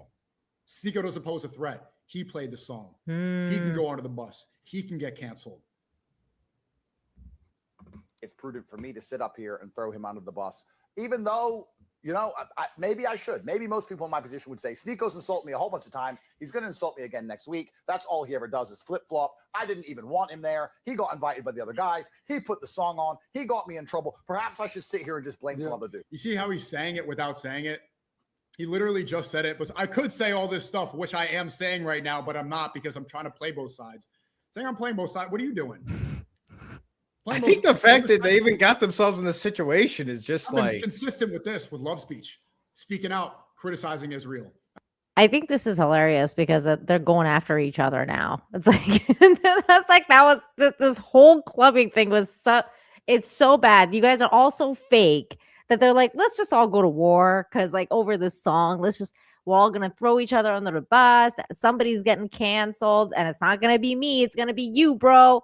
It's like they're all turning each other. They're all fucking wolves, and they're tearing each other apart. And it's kind of fun to watch. I haven't folded on that this is just a song. I was there when it premiered. I premiered that song on my stream. I haven't changed. You're right here. You're like, I could say all this stuff and blame him for everything, but I'm not, even though he did do it. Fuck is that? Get ready for the boxing match. They're gonna sneak over. Oh shit! That would be hilarious. Didn't Tristan or didn't Andrew Tate just get knocked the fuck out? Like, yes, he did badly. Oh, he didn't do it, guys. No, that's my attempt at sixth grade humor there. I just I don't know. I don't know. I got inspired. There is another story. He didn't do Nina. it. I just saw that. What is that? Weird, crazy? What the fuck? Hold on. John just sent this to me. It says Leanne Rimes undergoes $10,000 wellness treatment after her teeth fell out mid-concert. What? Wait, what? Yeah. That's insane. Hold on. There's a proposed community note here. Oh, it says darn it. The $10,000 I mean, I'm glad.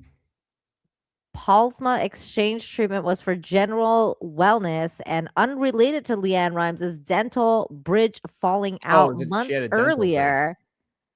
And she clarified that the procedure has nothing to do with the teeth or the incident that happened months ago. Okay, so this how does she lose her fake teeth? news. I don't know. Is she doing crack?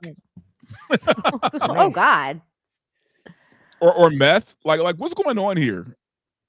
My goodness, I don't know. She's pretty young. Like, well, not young, but she's younger than me. Yeah, no, she's not that old. I didn't see the community note. That might have popped up after I sent it. I think she's like 43 or something, right? I mean, Well, something crazy. it's not community noted because I'm part of the community note program, so it's a proposed one. It wants me to vote on it. Oh, you're part of the community note program. Yeah, I'm a didn't know there was such community a thing. noter. Okay. This is Noted. the link that was linked. Leanne Rhymes sets records straight on race and wellness treatment. So I guess that was fake news. Bummer. Well, I mean, I'm glad. I'm glad that. Yeah, very glad. Yeah, I mean, I'm glad her that sounded teeth didn't fall out. wrong. I just felt. I feel. I bummer in the sense that I've shared a fake news story. Yeah, no, I understand. But I would it's not never really wish on that you. It's upon- on E News. Like E News. What are you doing, E News? Did you ever see The Substance? Yes. No. Ooh. That was a crazy fucking movie. Yeah. I wasn't gonna. You know me, Verbal. I can't do like too much crazy horror. So I was like, Oh no. But you gotta watch Nita. Like Demi Moore, like no. She was nominated for this. She was so I good. don't care. She didn't win. If she had won, I may have considered it, but she didn't win. I don't care. It is so I'm out. good. It was one of the best of that year. Yeah, I think No we- way. I Just- can't watch that shit. And Margaret Qualley. Oh, Yeah. I'm not into body horror. Like it's not gonna no. You might, just look away. I mean, if it's that bad, I mean, the worst thing you could do. Like I was eating watching that movie. That Oh, was a wow. terrible decision. I mean, it's basically man. it's a horror film about beauty standards. It's amazing. I think she won the Golden Globes, but not the Oscar. Yeah. Okay, so I think we're almost at an end of this story. Because we just have to hear about Nick Fuentes' side of things. And that's this video here. So he responds to hit myself. No, in the this is head. funny. This is actually a shorter clip because I have the longer clip. But this is just funny because Sneako freaks out because somebody Nick Fuentes calls him Jar Jar Binks. Oh no. And it's freaking funny. So here we go. Nick's talking about you. Let me see. And also, Myron texted me back. He wants to call. I said I'm going to call him after this video. Hold on. What did Nick say?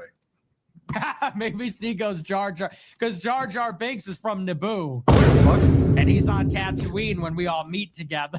Oh, it's because I'm Jar Jar Binks, bro. What the fuck, man? Obi-Wan, Clav is This is not real. They're all. They're all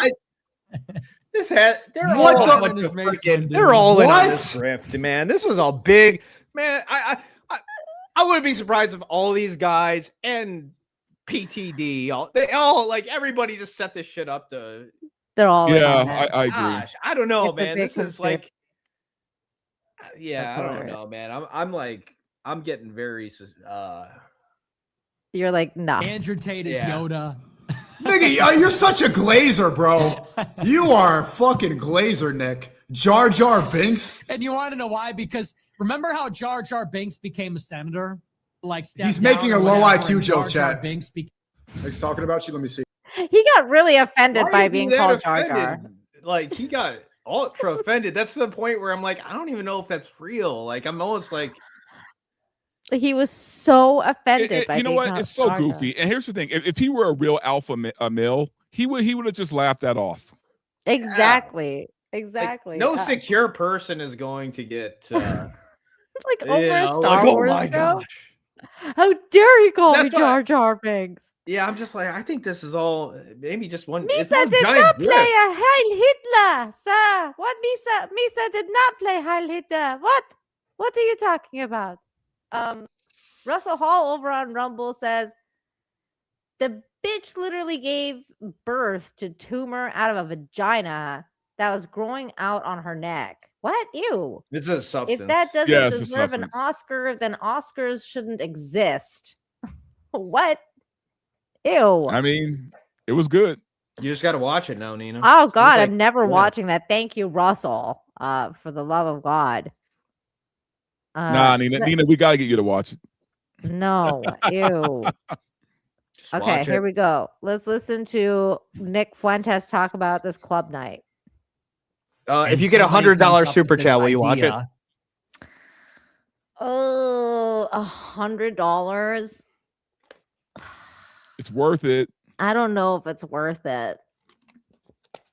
Yeah, actually, it is worth it because you know what? $100 will get you 3 packs of gummies. Well, more than that, really. But I mean, and some popcorn and some booze, so you could just watch it and be good. Maybe 100, maybe 200.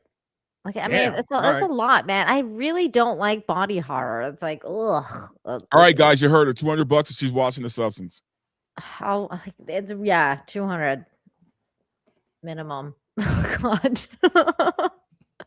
That's how much you don't want to watch it. Yeah. Like, my God.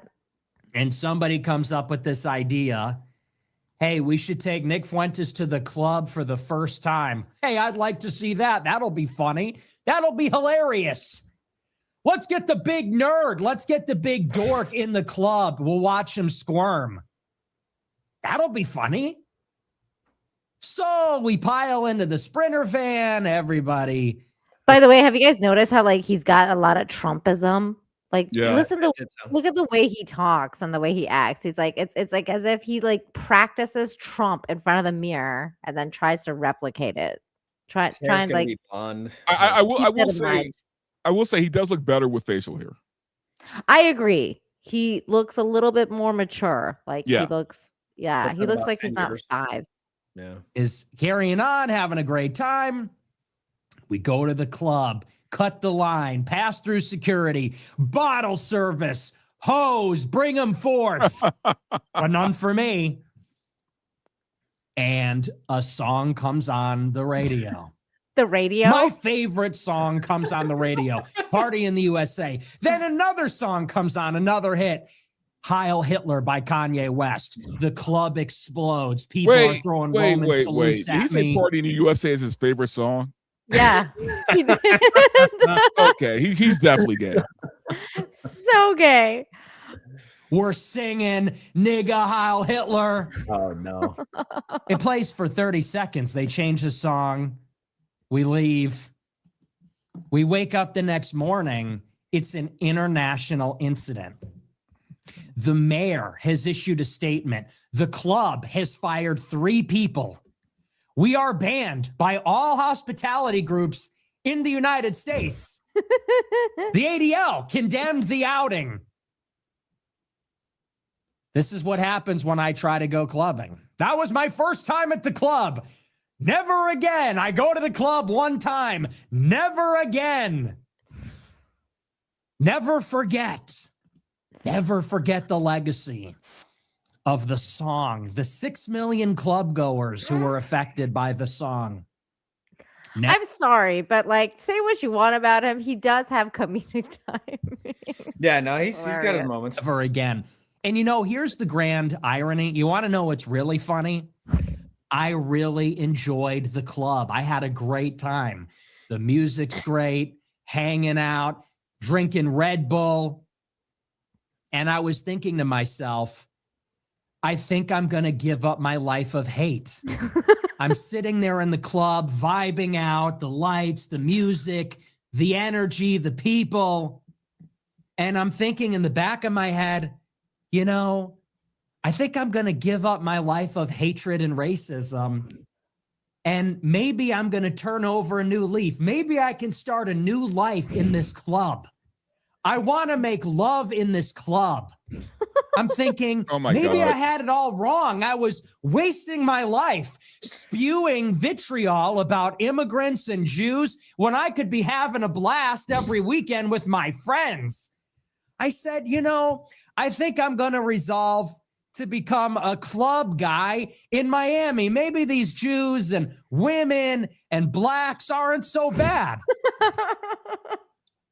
Sure. But then they proved me right. My former life of hatred and anti-Semitism is completely vindicated. I am doubling down. More anti-Semitism, more Hitler, more racism, more sexism. He lives for You this. banned me from the club?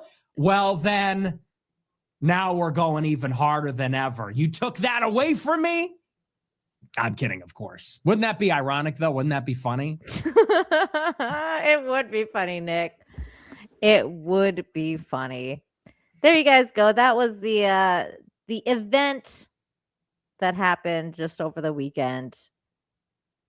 Came on the radio. Came on the record player. The radio. There was also this bit of news that actually dropped, but I thought if we had time, we would talk about. There's been some Batman news. I don't know if you guys heard or not, but it's not good news. It says Christina Hodson that wrote The Flash and Birds of Prey and Bumblebee is reportedly set to write the script for Batman the Brave and the Bold. This is like a yikes. Yeah. Because I'm like I never even watched Birds of Prey, but The Flash was awful. Like this was a terrible movie. So was Birds of Prey though. I mean, I've heard it was so bad. That's why I didn't watch it. Bumblebee, I've heard it was good. So I don't like this is weird. So you got two really terrible movies, and then you got one that's somewhat acceptable because a lot of people said that it was good. I have not watched it. I've only watched The Flash, and it was awful. Have you guys seen Bumblebee? I've seen all of them, and honestly, the thing is, this was a dumb mistake. Like, and it's a mistake that Warner Brothers can't even afford to make right now. I don't look. I do know what's going on, but I just there's a lot of Hollywood is kind of like there's a cancer in Hollywood basically, and unfortunately, people thought that with Trump getting elected, that cancer would have gotten routed out. It hasn't. There are still people in the industry who will continue to force this dumbass fucking agenda. I think hiring that person to write, especially since you haven't even established Batman yet, but to have them write Batman, and you know what? And this is James Gunn's decision. So, I mean, he's the only one to blame. This is the first. Oh, this is for the DC. Yeah, this is for the DCU. Oh, this is not like an animated thing. No. This is a DCU. This is the first James Gunn decision that I'm feeling really bad about. Like I'm like, oh, he's made a few lately, but this one is really bad. Like this one's awful. Because here's the thing. I think the thing is that a lot of people are afraid of, and they have every right to be, is, and I've said this many times, and I've been one of the few people who have praised James Gunn in the past, saying that I love his work. I think he's a great director. And say what you want to about him, the man does know his comics. He knows his stuff. So that's what pisses me off even more, is the fact that he knows his stuff and he will still make these weird decisions, right? Yeah. Everybody's afraid that what he's going to do is give us a very Adam West Batman, right? And look, we all love Adam West. We all thought that the old 60s show was great for its time. Yeah, that's fun. Right? For its time. We don't want Adam West Batman in 2026. No, I don't think so. This could be interesting. You know what? And the reason why I say this is because I don't think James Gunn knows how to do serious. Yeah. You know what I mean? Doesn't he? Because didn't he do Brightburn? He produced it. Yeah. He didn't direct it. He definitely has I think with Guardians 3, he's got his he can do these emotional heavy things. He can do moments. Yeah. But yeah, can he be Batman is just a different bag though, but do you want to do he obviously wants to get as far away from Pattinson, right? Like the serious brooding tone of that. He's not going to want to do that again. But that's he's the not character. Going to want to do that. That's Batman. Like you can't have Batman cracking jokes. See, that's the issue, because I think that's why I was excited for him to do Superman, because I was like the bright, that look will look good for Superman. Whereas in Batman, I'm like, no, you need someone dare I say someone like Zack Snyder for Batman. It's like you need a darker vision. You need that really nitty gritty grounded for Batman. Oh, I totally agree, Nina. In fact, I was one of the few people saying that as much as I didn't like the Snyderverse and I hated the Justice League, I hated Batman versus Superman. I thought those are stupid movies. I think if Zack Snyder would have just did a straight Batman film, I think it Yeah. would have been fucking amazing. I actually think so too, because it's his style. Like Yeah. that style would have actually really vibed with Gotham and Batman and like that whole vibe. Well, and he had Ben Affleck, who I'm sorry, for me still is one of the best Batman. I like Batman. Even though I hated the Bruce Snyder Wayne, verse. too. Yeah, he was one of the best Batman we've had. So yeah, as far as like playing both, Christian Bale's Batman, as much as I do still, obviously I like the Nolan movies, but I mean Bale's Batman has not aged particularly well at all, dude, at all. Really? Like where's the trigger? Yeah, where is it? It's not good. I mean, it's comedic, like it's funny at times. Like I love that trilogy, but you're right. His performance is not aged well. Wow, I'm gonna have to rewatch it just so I can see like what you mean. Well, it got like I like the first one. The first one's really one good. he's not bad, but like I feel like the voice the second, and then by the time he gets to Dark Knight Rises, man, that scene with Bane, like it's just like he's so unhinged. Where's the trigger? Where is it? Like So, it's just like I feel like where the Batman movies have taken a big miss is I wish they would just I've been praying for just the perfect Batman movie, which I feel like we still haven't gotten yet, right? Like we need to you know what we need? We need a live action version of the animated series. Yes, thank you. That's what we need. Yeah, that would be like that's how I felt like we needed for Superman also, like a live action version of the Superman series, like the animated series. I And agree. then, like also like a live action version of the Batman in the animated series. Like why? And I think the closest one that we have is like the original Batman. And like I agree. Yeah, with Jack Nicholson. And, pretty close, yeah. No, And like Michael the Keaton. original- Michael Keaton. Yeah, no, I totally agree with that. Yeah. It's just like the original one. It was really good. Now this, I mean, look, this has gotten me more excited now than the gun one, because I'm like, oh, like because writing is everything, man. And then you like you pick that person for your writer, and I'm like, oh God, no. But this one has already gotten me a little bit excited. I mean, Sebastian Stan as Harvey Dent is going to be pretty freaking great. I feel like. I agree. I already know definitely agree. Penguin was fantastic. John, did you see Penguin? Oh yeah. Oh yeah. Yeah. Although it was he's going to really have a good. very small role in the next movie. Yeah, I mean, I bet, because like they gave him his whole series, and I'm actually surprised he's even going to be in it, because I think he said he's kind of over doing the Penguin.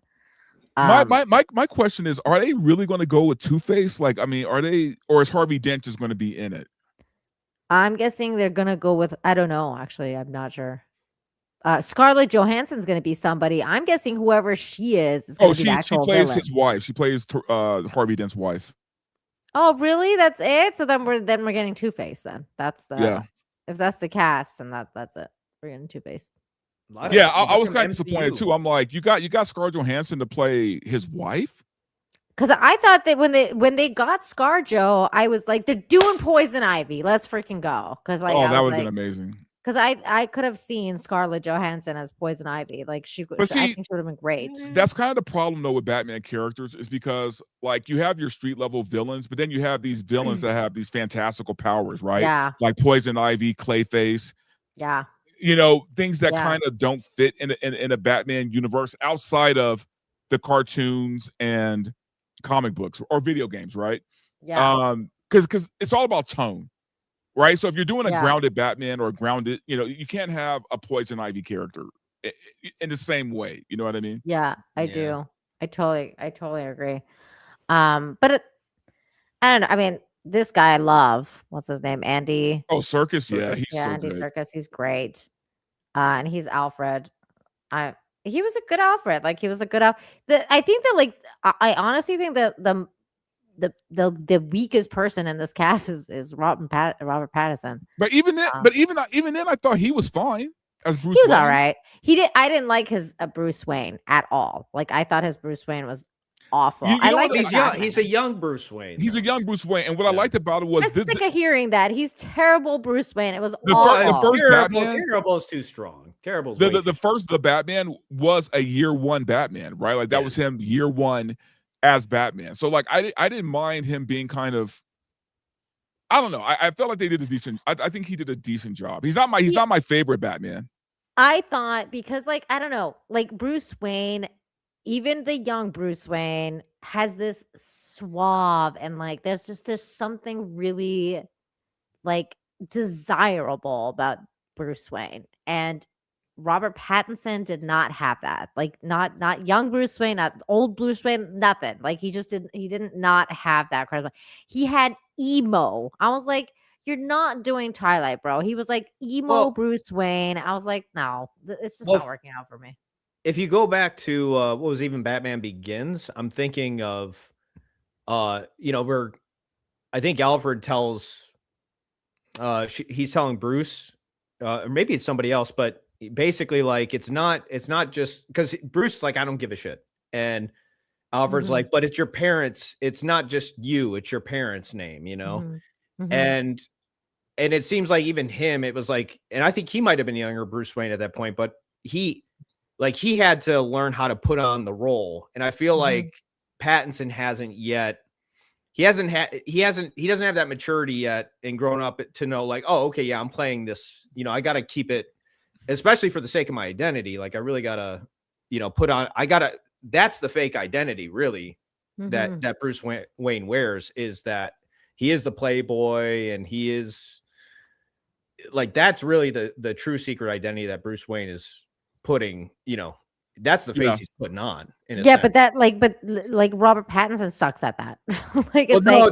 He hasn't. I don't think his character's really. He hasn't learned that part of he hasn't learned that part of the game yet. In terms of, at least that's kind of the idea. It's like he's in the early stages, and well, I guess we'll find out in Batman 2 because like he can't be the young like Batman and Batman 2. No, he'll have I hope not.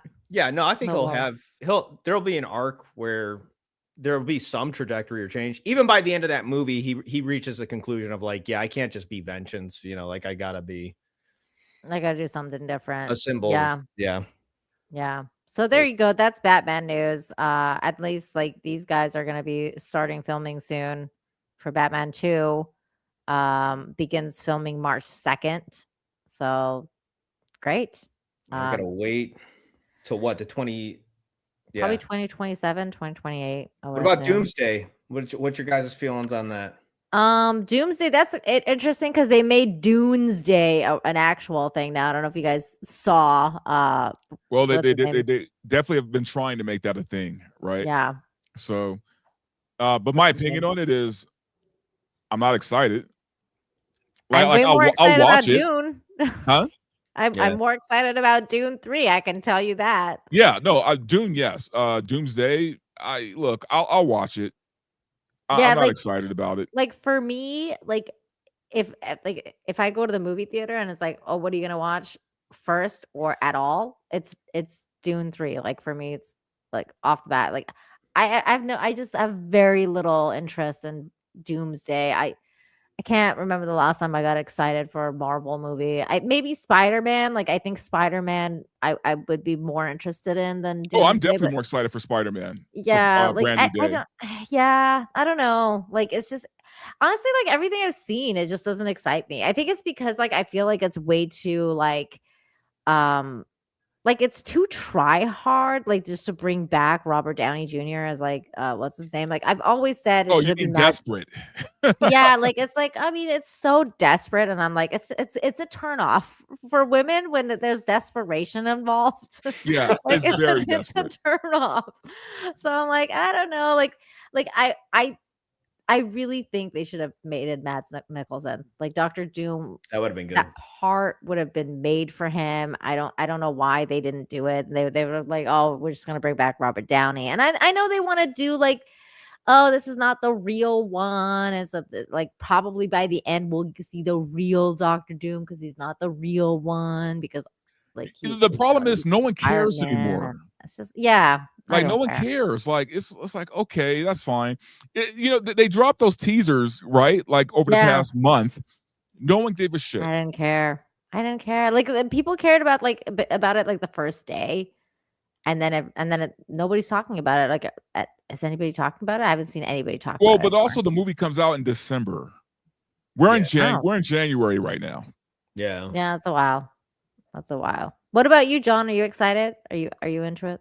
No, and I just think it's gonna be interesting. I mean, I don't know if it's gonna outdo Endgame. I just No don't way. see the Oh, absolutely not. hype, No. you know. But here's what's funny. It costs more than Endgame. Oh yeah, yeah. Ooh. It's turning out to be the most expensive movie in movie history. 500 million without marketing. So that Without? means if they match that, it Yeah. would be $1 billion movie. They have to make over $1 billion. They'd have to make like 1.5. Yeah. Yeah, if they make 1.5 though, they're only making what, like 500,000. Yeah, no, Well, they're not 'cause they got making that split much with the theater, profit. too. Yeah, they got split with the theater, so there's that. Like 1.5 is the break even. Oh my god, like that's not happening. That's not happening. I think we'll do two bill. I think that it should. I think at least do worldwide, 2 yes. billion. Yeah. Worldwide. But yeah. I think you know what's funny is like I don't think people are that excited for it, but I do think that people are going to use this as a jumping off point, right? Like after Secret Wars, people are going to be like, okay, I'm done. I don't need any more MCU. I don't know what they're going to do, to be honest with you, after Secret Wars. Like I don't think they're going to continue. Yeah, we'll see. I mean, what we'll be telling is if Secret Wars does worse than Doomsday, like then they're really, then the brand, the brand is just like if people. Well, Secret Wars is supposed to be their end game, right? Like Doomsday is going to be like Infinity War. Secret Wars is end game. Either way, though, man. I mean, between those two movies, you're looking at over $1 billion. Yeah. Over. Yeah. That's insane. That's insane. That's like an insane for amount of money. 2 movies. Yeah, And by the way, having a cast that fucking big, this movie's going to be a mess, dude. Yeah. It's going to be a fucking mess. You know how many people are in just in Doomsday? A lot. Like how are you 30, going to divide? 30? How are you going to divide that screen time? I don't know. I don't know if it's gonna have like an actual coherent plot. I mean, it's gonna be interesting to find out like how they're gonna actually put this whole thing together. Like it'll be fascinating because if it does work and it's good, like it's gonna be like history in the making kind of thing to like put all of those actors and all. But not only are they bringing all the MCU actors back, they're bringing in the Fox X-Men. They're like, this is crazy work. Crazy. Like what they're. It's ambitious. I will say it's very ambitious. Like we'll see if it works, but I mean, they haven't given me any confidence. Like that's the thing. You know what the problem with ambitious is though? Confidence. You know what the problem with ambitious is the fact that like to be really ambitious, you got to have balls. They don't have balls. So how ambitious is it really going to be? Yeah, you know what I mean? Yeah, I just don't understand. I just don't. That's the thing. Like they just haven't given me any reason to trust them or get excited for it. Like for example, like I was so excited for the last one. I was so excited for was Multiverse of Madness. Like I went in there being like, this is gonna be amazing because it was like Sam off the heels of Raimi. Spider-Man. Yeah, Sam Sam Raimi. Raimi. Yeah. I was like, I was coming off the heels of Spider-Man, which I really liked because the last Spider-Man was good. Like, so I was like, oh, it's gonna be good. Doctor Strange is in there. This is gonna be amazing. Like, it's gonna be like continuation of what happened. It's actually gonna be a really good movie. Bro, I show up this movie and it's garbage. It's freaking Wanda season 2. If you haven't seen Wanda, you're fucking confused, which my husband was. My husband was so fucking lost. He was like, I don't know what's happening. I'm like, I know so many people like that. They were like, wait a minute, I thought Wanda was a good guy. I'm like, did you see WandaVision? They're like, no. I'm like, okay, there you go. Yeah. My husband was so confused the whole time. He was like, this is why I don't like watching Marvel movies anymore. I was like, yeah, I know. Like he was just. Oh, and that whole America so Chavez thing was like, oh my god, like forced. Just it was so bad, and then like it was terrible. It was a terrible movie, and now I'm like, so in that movie, you had like what 3 big actors, and then like and then you have Thor. And the cameos you had. awful. You did have like that fantastic John Krasinski as Mr. Fantastic. yeah. You had that which And Yeah, then they fucked us. Like that was the other thing that I got so mad because I love John Krasinski as Mr. Fantastic, and I was like, same. I was waiting for. I was one of the fans that was like, make them the couple, like him and Emily Blunt, like should have been the fucking like the main couple. How of did that Marvel. not happen? I Like, don't seriously. know. This is what I'm talking about. I get mad. I get mad, people. How did about that this- not fucking these decisions happen? Make me angry, and I'm like, okay, You literally had Reed Richards and Sue Storm right there. Like, right there. Yeah. And then they were like, no, we're gonna go with Pedro Pascal. We're gonna kill the one you like. We're gonna turn him into like freaking spaghetti. Yeah. And that's it. And then like the other thing that is annoying to me is as an actual X-Men fan that like likes X-Men, I don't want to watch Professor X die again. Like I For don't the know what third this time. is. Yeah, like I don't know what it is with this like, oh, let's all just kill that Professor X. Like, is this the running joke now? He's Like, that we're become just gonna kill this Kenny guy? from South Park. Yeah, I'm like, He's Kenny now. why? Why have they done this to Professor X? Like, I don't understand. It's like, hey, another X-Men movie. Let's kill Professor X. He's gonna die. He's gonna die in Doomsday. Come back in Secret Wars, die again. Oh no, he's definitely going to die in Doomsday for sure. They're doing it again because they had that moment with Scott, like the whole like and I'm like, oh, it's probably like freaking what's his name's dead again. Or Jean Grey is Jean Grey Jean dying. Yeah. It's Jean or what's his name? There's Professor Wolverine. X. Wolverine. Yeah, I mean, it's not he. He's You know, fucking dead. Cyclops ain't gonna go nuts over Wolverine dying. No, But, it's either Professor X or Jean. Either way, they're maybe both. Like, let's just take him out one shot. It's like Although I do find it really weird that Wolverine is not going to be in the movie, even though the X-Men are. Yeah, I think I heard that Wait, what? Deadpool. Well, I heard Ryan Reynolds. I think there was issues like they were trying to get him in the movie, and the deal wasn't signed at that point. So they might be Deadpool and Wolverine might be making. I imagine they're gonna be in one of these movies. They're gonna be in it. I bet you they're gonna do like a cameo, but like an unadvertised cameo, so that they'll be like, "We even gave you Deadpool and Wolverine." Yeah, like, you're probably right. Probably gonna be one of those like random things where they show up for like 2 seconds, like we're here too, guys. Like like Yeah.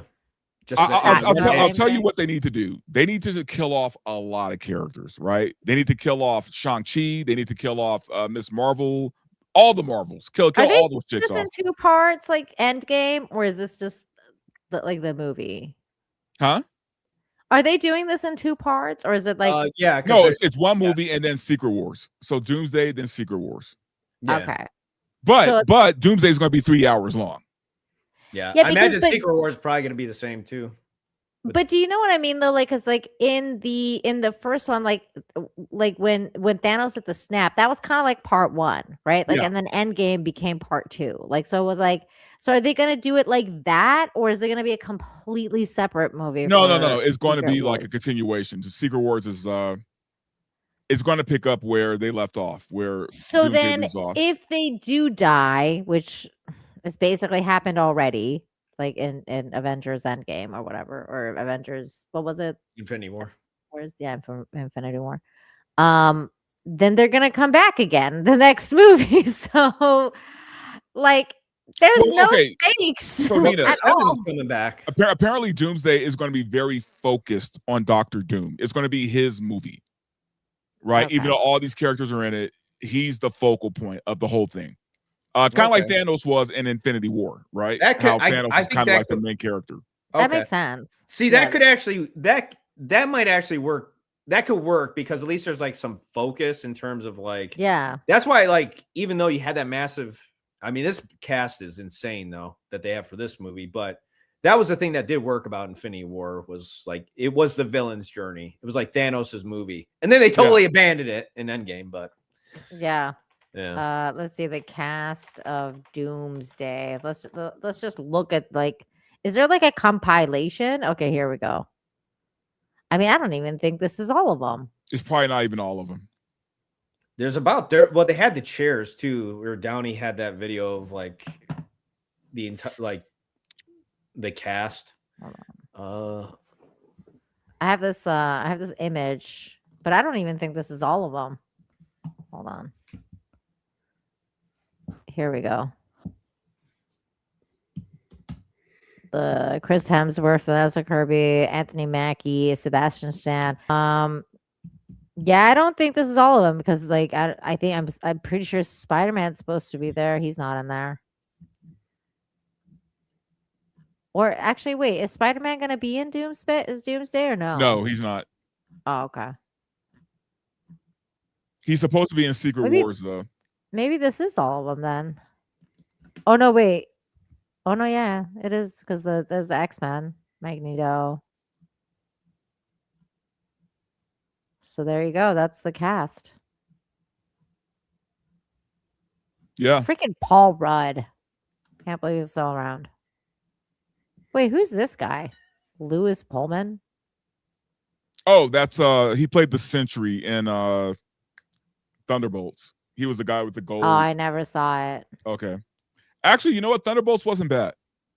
I know you've told me that. Maybe It wasn't bad. maybe I'll give it a try because you And, told me and, it's not bad. and I think it's because it was self-contained, and it wasn't Yeah. like, part of a bigger picture kind of thing. Who is she? Oh, is she like the? Wait, who's she again? Which one? Hannah John Kamen. She's the chick from Killjoys. Who is she again? Where? What row? This chick, Hannah John Kamen. Here, let me see if I can like blow this image up so we can look at it easier. Okay, here we go. Hold on. This is I'm like, I don't know her in this universe. This chick.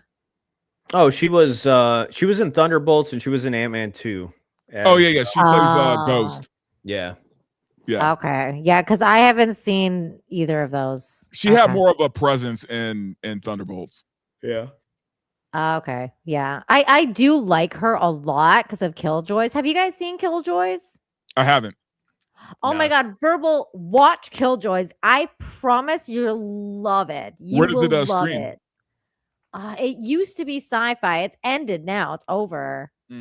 But it's such a good show. It is definitely like it's one of those hidden gems. Like it's like a very, very, very good sci-fi. And she's in it. She's the main chick that's in that.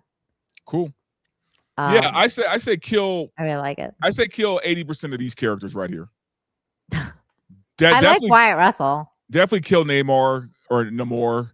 Namor. Oh, I hated that so much. Namor needs to die. God, what a way to ruin the fucking Submariner, man. But anyway. Kill her off. Yeah, sure. you can kill off her. We don't need Sherry anymore. No, we don't need her. Let's see. Shang-Chi, Shang-Chi can go. Florence Pugh can go. Wyatt Russell.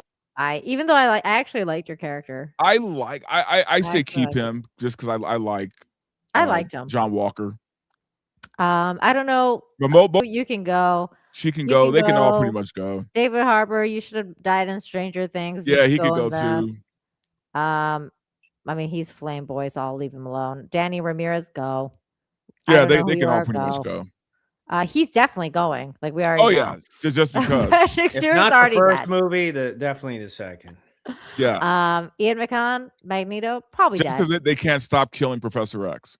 I feel like they're just gonna kill him off too. Why not? I wonder if Doom is going to become like, is he going to have to join up with the Avengers and the X-Men and everybody to face the bigger threat in Secret Wars? Well, okay, so the story is Doom is actually going to be, at least at the beginning of Doomsday, he's a good guy. He's not a bad guy.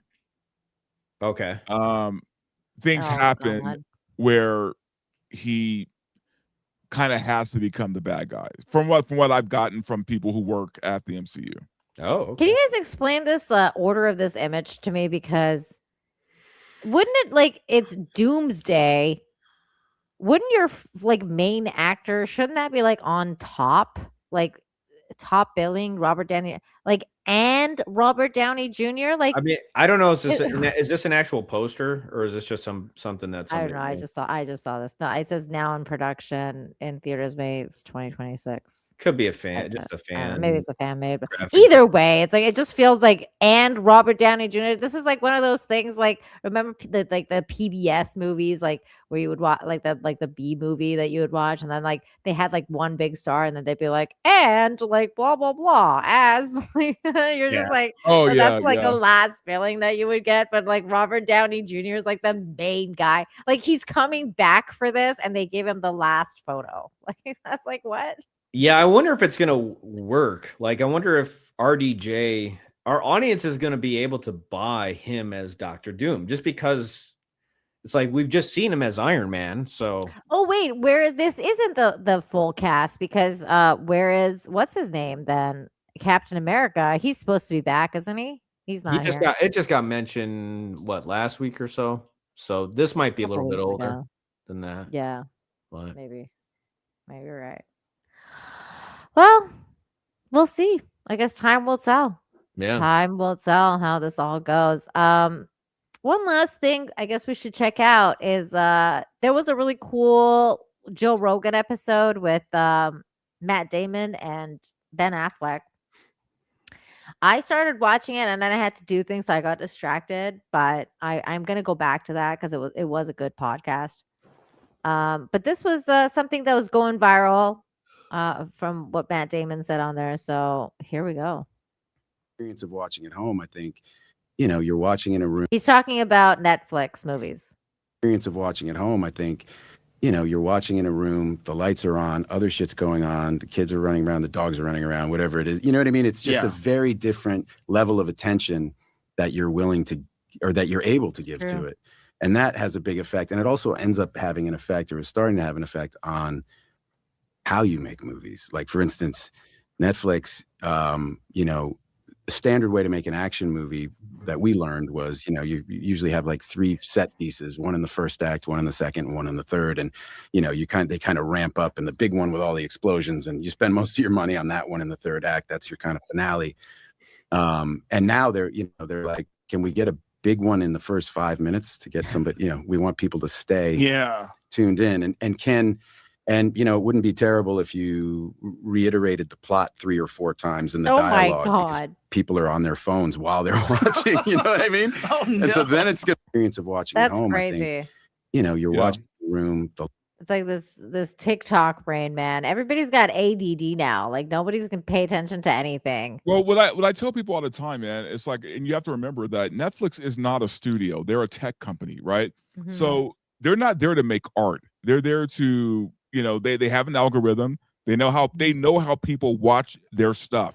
Like, I don't know how they know. It's kind of scary when I think about it, but they know how you view their stuff, right? So there's a formula there. And look, if you're in the business and you're doing, anything with Netflix, they're not catering to theatrical because they don't do theatrical. They hate theatrical, in fact. So everything they're doing is geared towards their platform. So yeah, unfortunately, most people on Netflix who have Netflix are watching something while doing something else. Yeah. Right? Because they're probably watching it from their laptop, they're watching it from their phone, maybe even their TV, but still got other things going on, right? So if you don't grab people right away, and I think Steph, My Nerdy Home was talking about it, how it's the same psychology as TikTok, right? Yeah. They tell TikTokers, if you don't grab them in the first like 5 seconds, right, you're not going to do well on TikTok. So with Netflix, it's the same thing. YouTube ain't too far from that either. People click on your videos, click off your videos right away. Yeah. Your video is, good luck.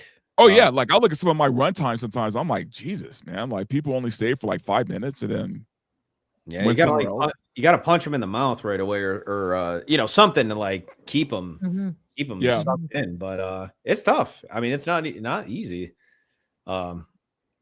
It's just become like the attention span is just getting less and less and less and less. Like, oh hell yeah! Like I was telling somebody the other day, like First Alien with Ridley Scott, man, and that is a slow burn. Yeah, right. Like that. I mean, nothing happens until like there's a lot of setup.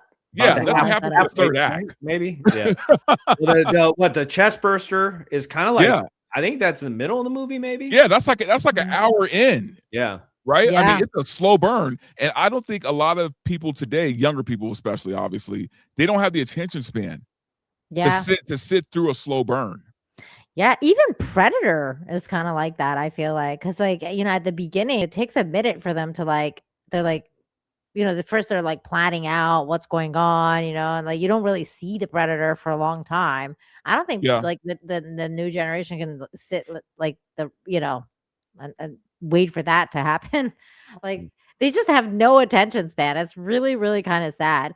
By the way, we got this chat earlier, and I didn't know what that meant, but it says verdict in, not guilty, in all 29 counts in Uvalde. What happened to Uvalde? Can someone remind me what this is? What happened here? Uvalde. That was when that trans shooter went to that school, that elementary school, and killed a bunch of kids. And Oh. yeah. Wait, I what? thought the shooter died though. Yeah, I thought the shooter died in that. Not guilty. maybe against the cops because they didn't do anything. Oh, ooh, that sounds bad. Yeah, I think the cops might have been on trial. Oh, okay. Well, I guess we'll find out what happens with that next week. That's kind of That's crazy. Well, I think we've talked about all the things long enough. So it's been a good show. If you guys want to talk about anything else before we go, please, you have the floor. John, do you have anything else you want to discuss before you leave? I think that's about it. I don't know if there are links. Just going back to the previous conversation, since we were like right there, I had this thought. Or I think I read something. This whole dividing of attention is I don't know if it's related to Alzheimer's or something, but this whole thing of like us splitting our attention to multiple things, it's not. I don't think we're meant to operate like that. Like if you're gonna watch a movie, just watch a movie. If you're gonna, like it drives me nuts. Like it drives me nuts when people like don't pay attention, especially for movies. Like I've gotten into arguments with my husband if he's been like doing something else while we're watching a movie, and I'm like, just sit down and watch the movie. Like I get so I mad. totally agree with that. Yeah, I mean, I'm like, no. teach their own, but I think in general, like not just the movies, but like the splitting, like I mean, it's bad. I'm guilty as charged. So, but like just the splitting of attention, I just don't think it's effective or productive, but I also don't, at least according to what studies seem to say, like it's probably not good for our long-term brain health. Like humans just did not, I don't think, we'd never faced anything like this before. So yeah, no, because it's weird. And look, man, I'll make it a little bit more medical, right? Where humans aren't meant to like produce this much dopamine, right? Like we produce so much because we're constantly being stimulated by something, right? Like back in the day, we didn't have things constantly in our face stimulating us, right? Now people fall asleep with their phones in their fucking hands, right? I know, which is supposed to be so bad for you. There's like so many studies done that says like don't look at screens before you go to bed. Like there's like a whole like there's. But you know what? Like I always love that Seinfeld joke that says like we're the species that decided to create helmets instead of like doing things that are bad for our brains or like bad for our dude, heads. we can here it's so bad we can't even focus on porn, dude. You know what I mean? Like literally, like most people who watch porn have like 7 tabs open at a time. Oh my god! Right? It's like they can't even focus on porn. I'm like, when did that happen? Oh my god, that's crazy. Everything's too accessible now. I actually do. I was going to ask you guys, did you either of you watch The Rip, which is Matt Damon and Ben Affleck? I'm actually watching it tonight. I'm cooking a steak tonight, and I'm watching The Rip. Okay, cool. I did watch it. How was it? I was not impressed, obviously. It was all right. Like, okay, here's the thing. There was another not Matt Damon, Ben Affleck. There was another Ben Affleck movie. Hold on. I forget what this is called. Military movie. His Oscar winner, Gigi.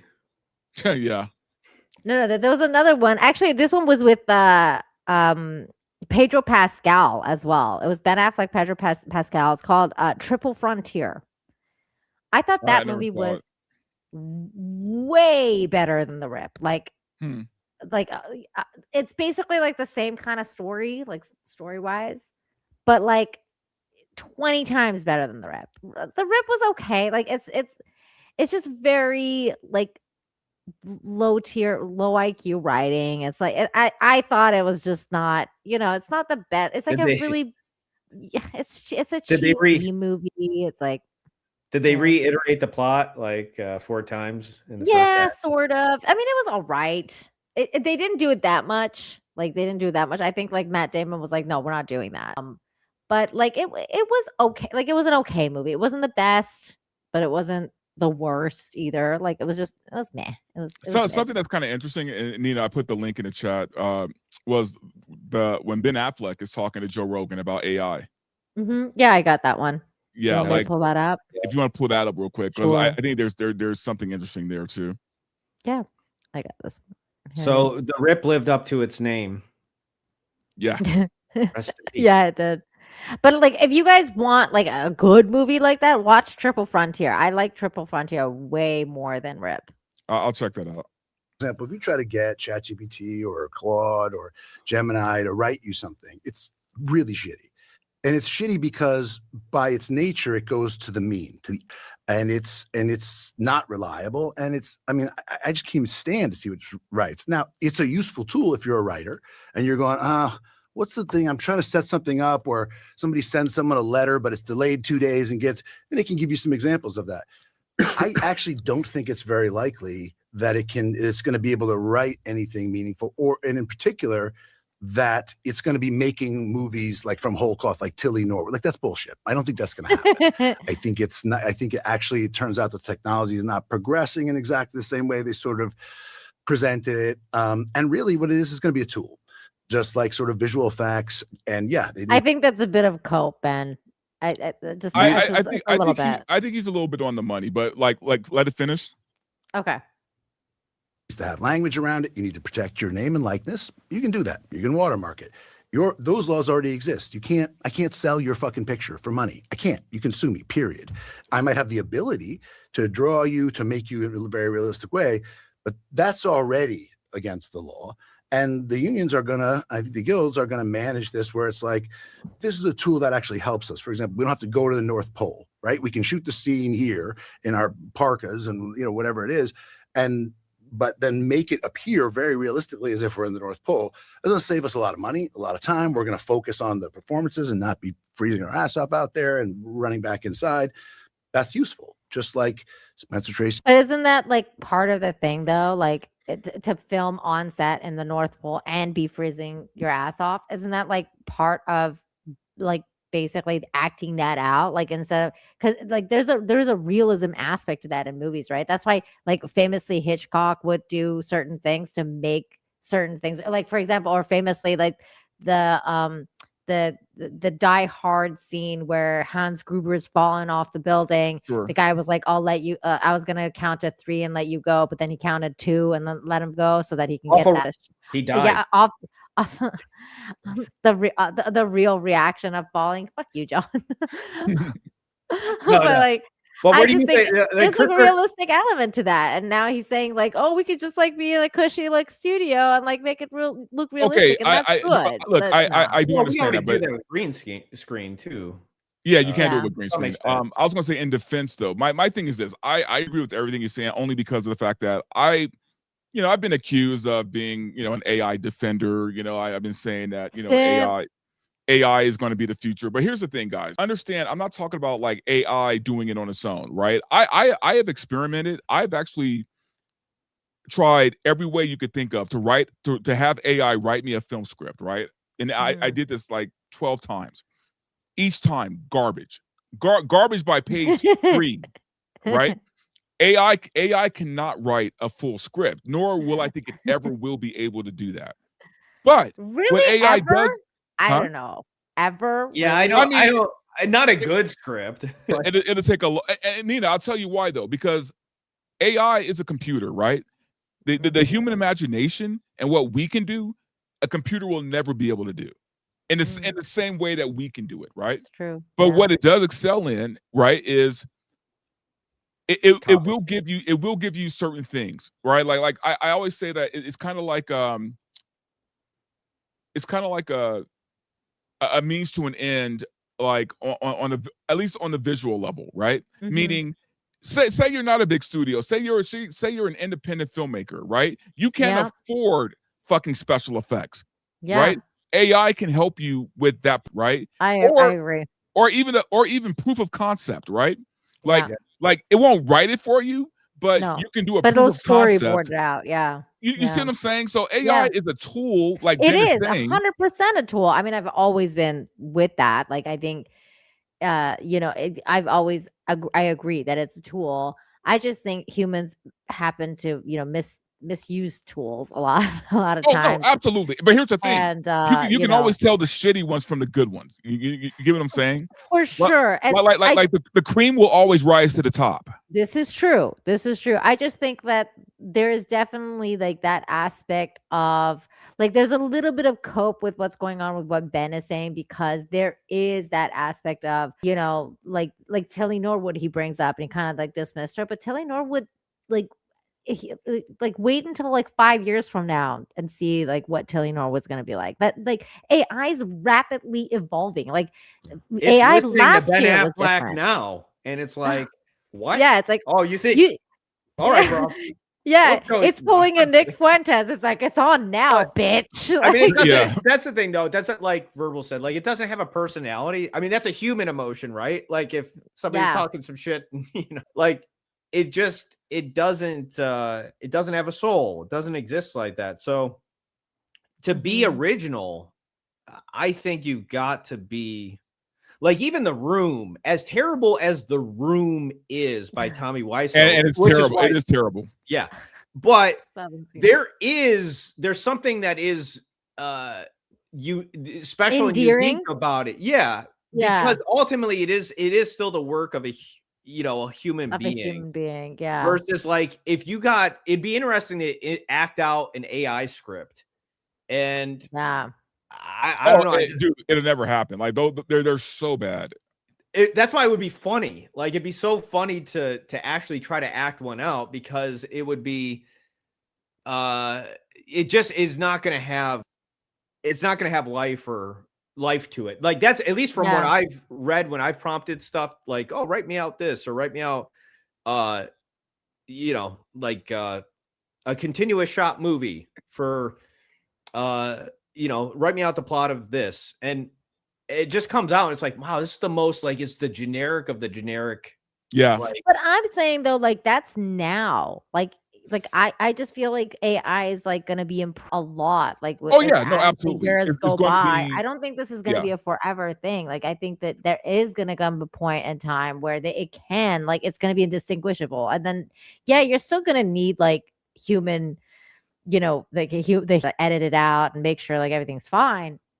But for the most part, I think like the AI is going to be able to do just fine. Like, But you know it's what though? gonna be able Even then, to- like I look forward to that, because my thing is, for the independent filmmakers who can't afford the big budgets, Uh-huh. this AI will be the great equalizer, right? I agree. I Like, agree with that. It would Yeah. allow people to make their movies the way they want to make them and have a means of having visual effects.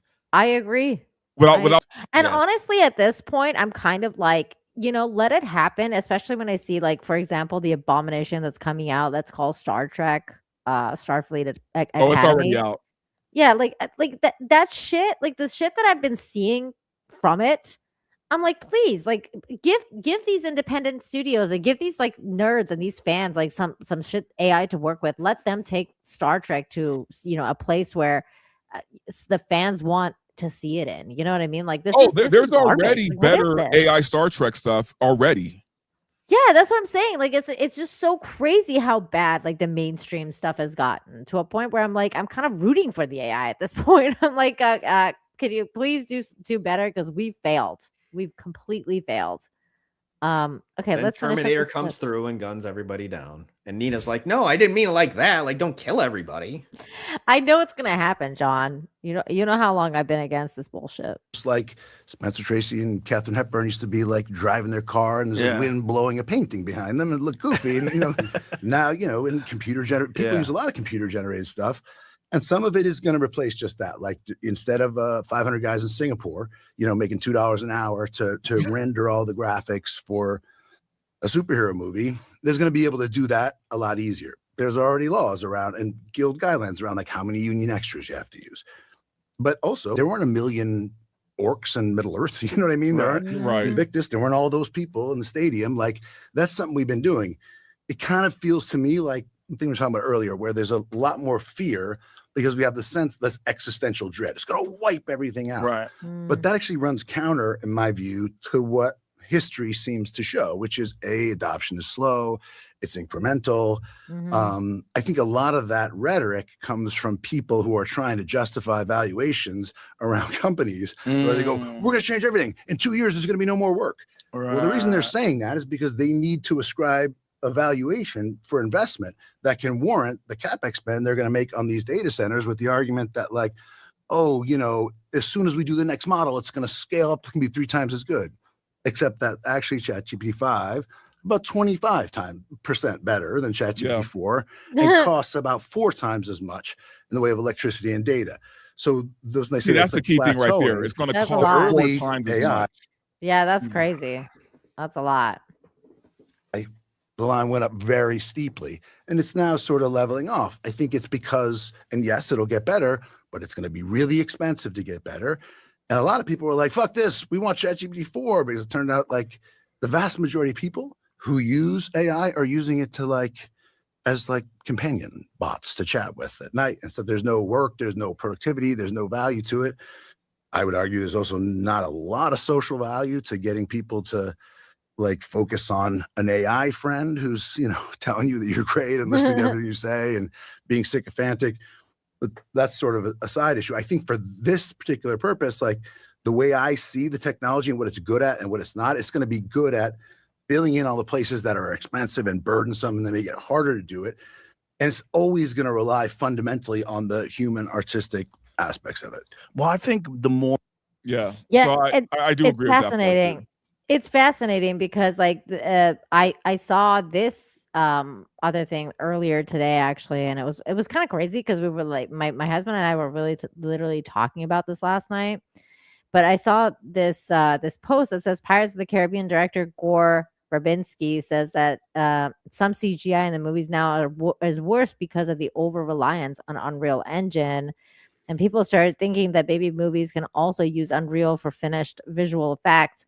So you have this sort of gaming aesthetic entering the world of cinema. And that's wait, they're using Unreal for movies? Yes. And this is why all the Marvel movies and all that crap that we've been looking at looks like absolute garbage. It's because it's finally it's dawned on us now because of what this guy said, that they're using Unreal Engine. And the reason I bring that up is because this is what I'm talking about by tools being misused. Yeah. Because originally, when I was talking to my husband about this article hadn't dropped, and our idea, and he's a 3D animator. He's done he's worked in the industry before. So he's and he was telling me the automation kind of ruined everything because everybody started using automation instead of having manual input and going especially for lighting to go and manually input all the lighting and stuff like that. That everybody started doing automation, and then they started using stuff like Unreal Engine now that we know. But really, originally, automation is what ruined everything because it was they were like, oh, we just need it faster. We can't have all these humans just come in and working super slow or whatever. But that's what made it look good. It's because you had somebody meticulously going look at this picture, look at this guy.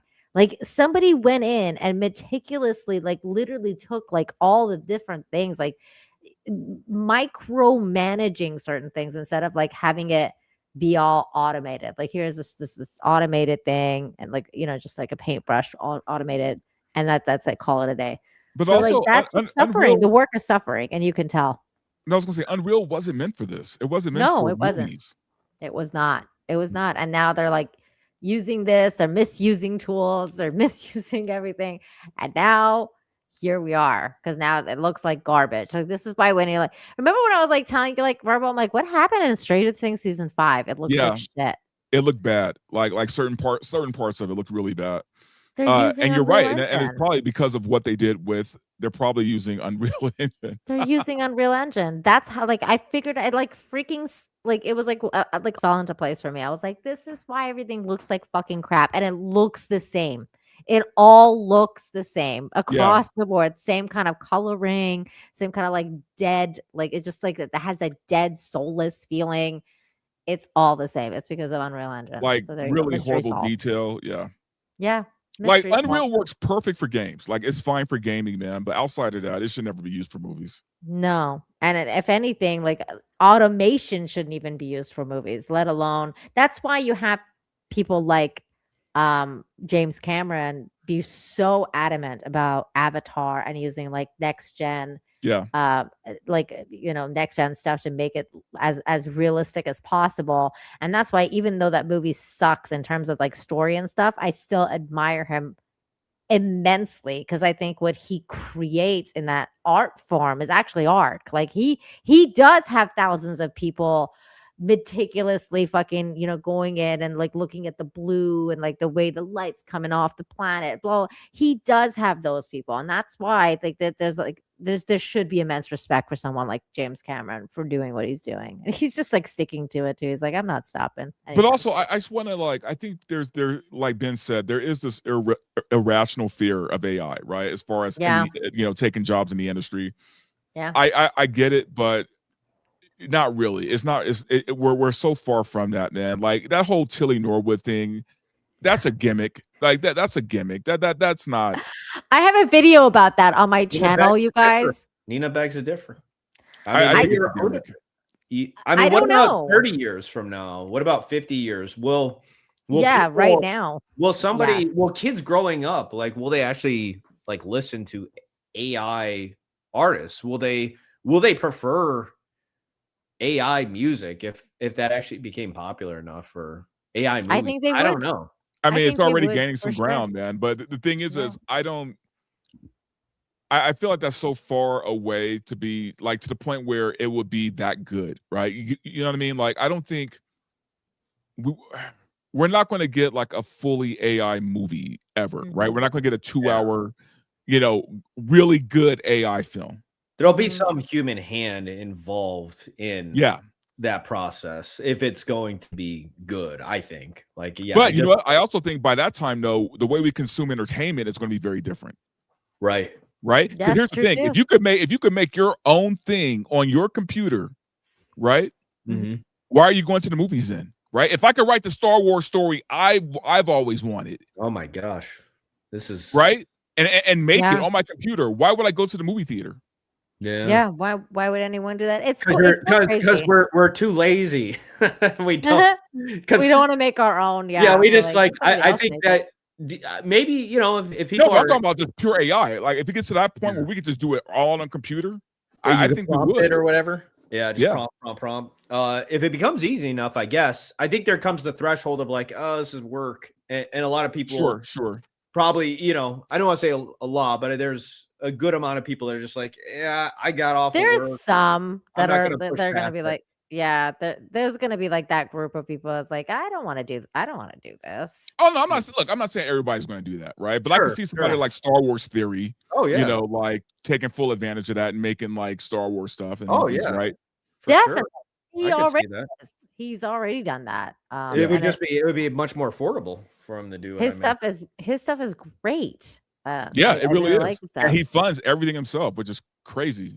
Yeah. Shout out to him. Actually, I love creative people because creative people are always going to make use of something and make it make a good thing out of something, out of even nothing. You know what I mean? They'll just be like, I'm just gonna create whatever it is. I just love that about people like him. I did watch another movie, by the way, Verbal. If you watch this one, I mean, this movie, I was not high, Verbal, but I thought I was because I was like, what the fuck am I watching? Actually, it has Mads Mikkelsen in it and Sigourney Weaver. Two people we've already brought up. It's called Dust Bunny. Have you ever heard of it? I haven't, but it's on my list now.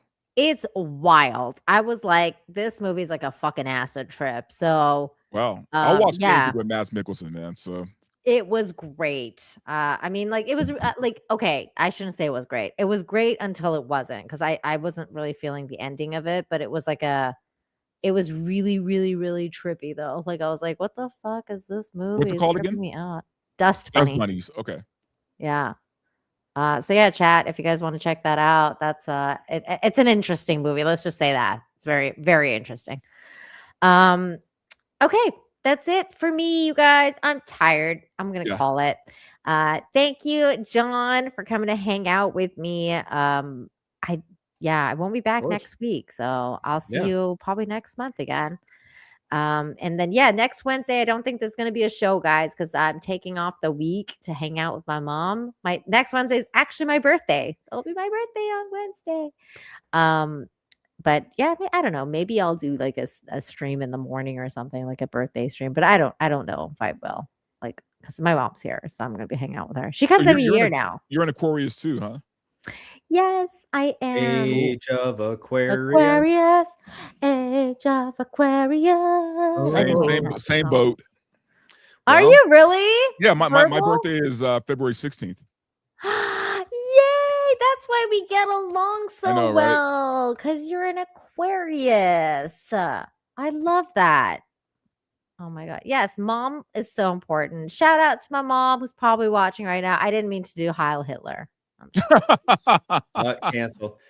Nina will be drinking for the first time. She's turning 21, so everybody, send the super chats to support her newly found drinking. She'll be going to a bar or club with her girlfriends, and they're going to try to make her drink. And Yeah, I'm also a virgin, guys. yes, married, but yes, virgin and never had a drink.